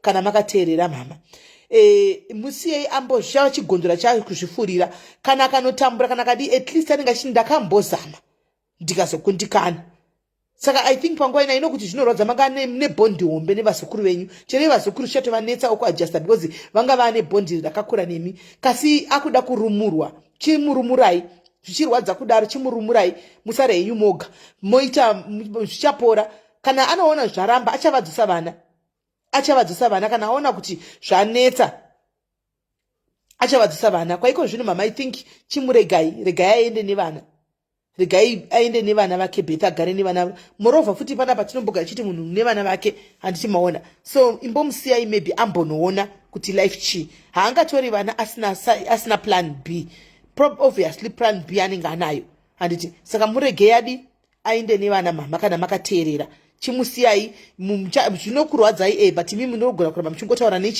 nevana vari kuna Betha ikoko ende zvichakupaiwo mukana kuti maybe mugone kugadzira kutaura naBetha wachona one day mozotora vana venyu magadzike pasi nokuti chokwadi zviwaka mukarafa nhasi mukasiya vana vavakadai so handimaona panoita dambudziko hombe imuchimango zvara futi 2 vakadaro panoita dambudziko hombe chairo saka ndiziva kuti mungaita sei samai kuti mugone kana zvichiita misodzi yaya machema panoka ichemerei kuvana venyava vanonzwa tsitsi muri mai vava hapana mwana akada kuona mai akachibuta musodzi chemerai vana vacho vese vari 2 mugone kana muchiita kuti mukwire bhazi muye kuno kuSA kwacho muvaunganidze vana vasi vachigara mupretoria mese muvaudze kuti vanangu muchandiuraya neBP nguva isati yakwana itaise kudaro mama itaise kudaro vakoma vangu itaise kudaro nokuti munokuvadzwa nevana ava neBP mufunge animona panotonetsa so guys kana Betha kuri kuti azouyawo but I think ifamily issue guys vari kungoda kuti handizi kuti pangaitwa sei papa vari kungoda kuti mai vagare pasi nevana ava vanyatso kugotaura nevana vavo hanimona vakagara pasi hanimazviona votaura navo chinyatsovaonesa zvinoitika paupenyu because chokwadi shuwa vakanzi nhasi vati dhigi vana ava vakadai ivo vachingovetuka panonetsa zvinosara zvisina kumira zvakanaka guys masiblings anogwa muzvizive izvozvo masiblings they fight a lot animaona vanorwa but hazvizodi kuti zvichinoita too deep kubva maita personal ruvengo vanorwa ingawani paFacebook chapo tinotorwa apa asi mangwana mona toseka mondituka mangwana ndodzoka futi toseka mapedza ndituka mopedza moti we love you muchipedza kundituka imi ndo zvamunoita senge mumadiaries muchipedza kundituka modzoka motisime we love you ndobhochibvunza kuti kasi vana vanopenga ndiyo love yacho yekuti vanondituka ndizvo zvavanoti we love you ndiyo love yacho vana vanopenga chete hanimaona todzoka toseka futi chingodaro futi andimaona tichingodaro saka masiblings anofanirwa kutorwa andimaona vana pegi chipoko anotora nechikwere chavo chematiketi edu tupana aimbondituka vedu imbonditukirawo zvepegi chipoko aimbondituka mwana wevedu wepegi chipoko kuti anganondiziva aimbondituka asi here she is now tinaye pano izvo anotora nemachikwere chedu chematiketi ehaiti 2 anotora nawe naye muzaiwo chipoko icho chitipewo matiketi edu 2 ehaiti hanimona kozoti I think ndapedza ipapo kozoti inini hangu vedu endakazvimiririra madiaries nevamwe vasiri madiaries manga vangoyawo pano vedu please paposti paya sorry patoposheka paya patokanganisika patoposheka chaiko mufunge kuti ndazongokanda posti indandawawo zvepolisi ndikati munhu ari pawanted hanimaona ndikanga ndonyorawo zvekungofundisirawo kuti adzokere kumba nevana hanimaona but please patoposheka pakanganisika sichandododira kutuka kwacho kwamatoita kwatozisa kuti nditsvagwe ndiwanikwe handisina kuplana kuuya palive time iyoiya ndichiti ndatozongouya ndokuti ndawa kuti kuri kubvira uko ndikati kupi svikai uko ndikati kupi kwaiposti yevana ndikati posti yevana ndatokanga makaenda kukanda ndikazvirovera pasi kwaiposti ndikati vana vapi svikai vana ndikati posti iya chi svikai ndei uko munoona kuri kubvira uko handa kuzomboda kana kumboenda kunovereka kwera tinikasutanda machira ebp rega ndingoenda palife ndidzoke ndisananguri hanimaona ndosaka ndauya pano ndikadi ndikato yatodzugwa posta akuchina muchingosara imi muchingotuka masititum posta akuchina yadzugwa kana moenda kumasimuvaudze kuti vasisimeli vati munda kunovaudza kwandiri kutotukwa kuti vava vachitoitawo out of vanga intentions were good but the way I went about it maybe but my intentions mufunge were so clear because ndatadzwa kachipepa chemapurisa ichi kuti ari kudiwa nepolisi nenyaya ndikati patoita kesi kana paita bepa repolisi paita kesi kapa handichimona ende zvezvo kuti munofamba muchiudzana kuti kwai vachakumbira regero everyday ndichatouya nawo akatowandisa kuita zibhegi chairo nokuti hatisi majournalist guys tinotongodzoka pano ndatoporonga because izvi ndezvongobaya bhatani chete asi zvokudzidzira hazvina kuchikoro kwatakaindira asikana handimanzwaka hatina kuchikoro kwatakaindira tinongobaya bhatani toda saka mistakes jauya mupedzi hobho tichitoporonga tichingoenda handimaona tichingogadzisana saizvozvo tichingoenda handimazviona so guys ndakuinda ini chirega intinde nezuro ndaida kuya baba Daniel vakazoinda kubasa kwavakanga vaenda vadedzwa vakanonoka kudzoka vane chipizi jobu chavakawana kune imwe nzvimbuko kwavari kumukira vachienda naiwe Pauline McKay I want to ask you patinotsvaga pamaitsvaga vana pamaitsvaga vana captain hatina kuvaposta panouya mwana chinzi ari kurwara akavata pasi achinzi mwana ari kuda macontributions ari kudai hatiposti here uyu ndoda kublokera nxaya waisa ndoenda kublokera nosa because hatitokudi pano hatitodi vanhu vakaita sewe vanotori negative energy dei wataura nyaya yako zvakanaka pakuzoti nxaya watotuka manje chirega ndichokublokera izvozvo chirega ndikublokera because hatitorina we don't have power for your negative energy ufunge negative energy yako hatitomborina kana power nayo ufunge zvokutodaro hatitorina kandive ndachongokubloka ndava ndachongokubloka hamona tinotopo koindapiwa nani nawe Pauline McKay koinda nonga murodhi nyai handina kupiwa nefamily ndanonga murodhi sisi vako vakanzi vashayikwa izvo zvikana kuti mwana wako iwewe tinomutsvaga sei tisina picture hauoni kuti Pauline uri top fan asi apa unoda kungonzi unziwo wangodai so wangotaurawo kanzi kozvemapasipoti ndangoudzwa ndangotaura zvandaudzwa inini ndangotaura zvinhu zvandaudzwa ende nyaya dzevana ndichatongodziita Pauline panapa ndichatongodziita muchida musingadi Pauline McKay dzichatongouya muchitongotuka kudaro ndichitongodziita hatitombosi wanzwa because hapana munhu akadzidzidzira nyaya idzi tinotongouya dzichitongoya mumaoko mangu ndinotongoposta kana ndaporonga motuka ndodzoka ndoti tagadzirisa mangwana ndoporonga tinotoposta hakuna nonzi uyu yakakodzera uyu haasi uyu yakazodai hapana handitika Pauline tatitikuudzi Pauline uri top fan kudaro uyu tinofanira kuti tinokudza unozononditukira kumwe hatizokutukiri pano anditika unozonditukira kumwe hauzonditukiriwo zvepano unokuti ndenchiseka hangu zvame muchitaura pa ndichiseka nemi taposta only caption was wrong okay alright ndanzwisisa hanzi caption was wrong alright ndanzwisisa pa caption papo ndanzwisisa hai wao vana Faith mama Clo tatopedza nyaya pana pamakuyawo kumasure mamuripiko imiti nyaya tichitanga kutaura nyaya pano makungoyawo kumasure mchiti madai saka woda kuti ndichizvicheka here nokuti ndatotaura kuti paporonga woda kuti ndizvicheke naiwe Faith mama Clo paradza saka woda kuti tichizvicheka woda kungoiwa komenta wauya late uchadzokera kulive wontaza live hanzi live igogo ndabhenye uchimbira zvoda kwai tinde kukwesha nhova nema 2000 takuinda kukwesha nhova zacho guys mina ndibenda nokwesha zikuru wangu nhova ndakuinda ini guys ndakunokwesha nhova kwanzi tinde kunokwesha nhova nemapiano vana wangu antika bye bye guys tobatsana later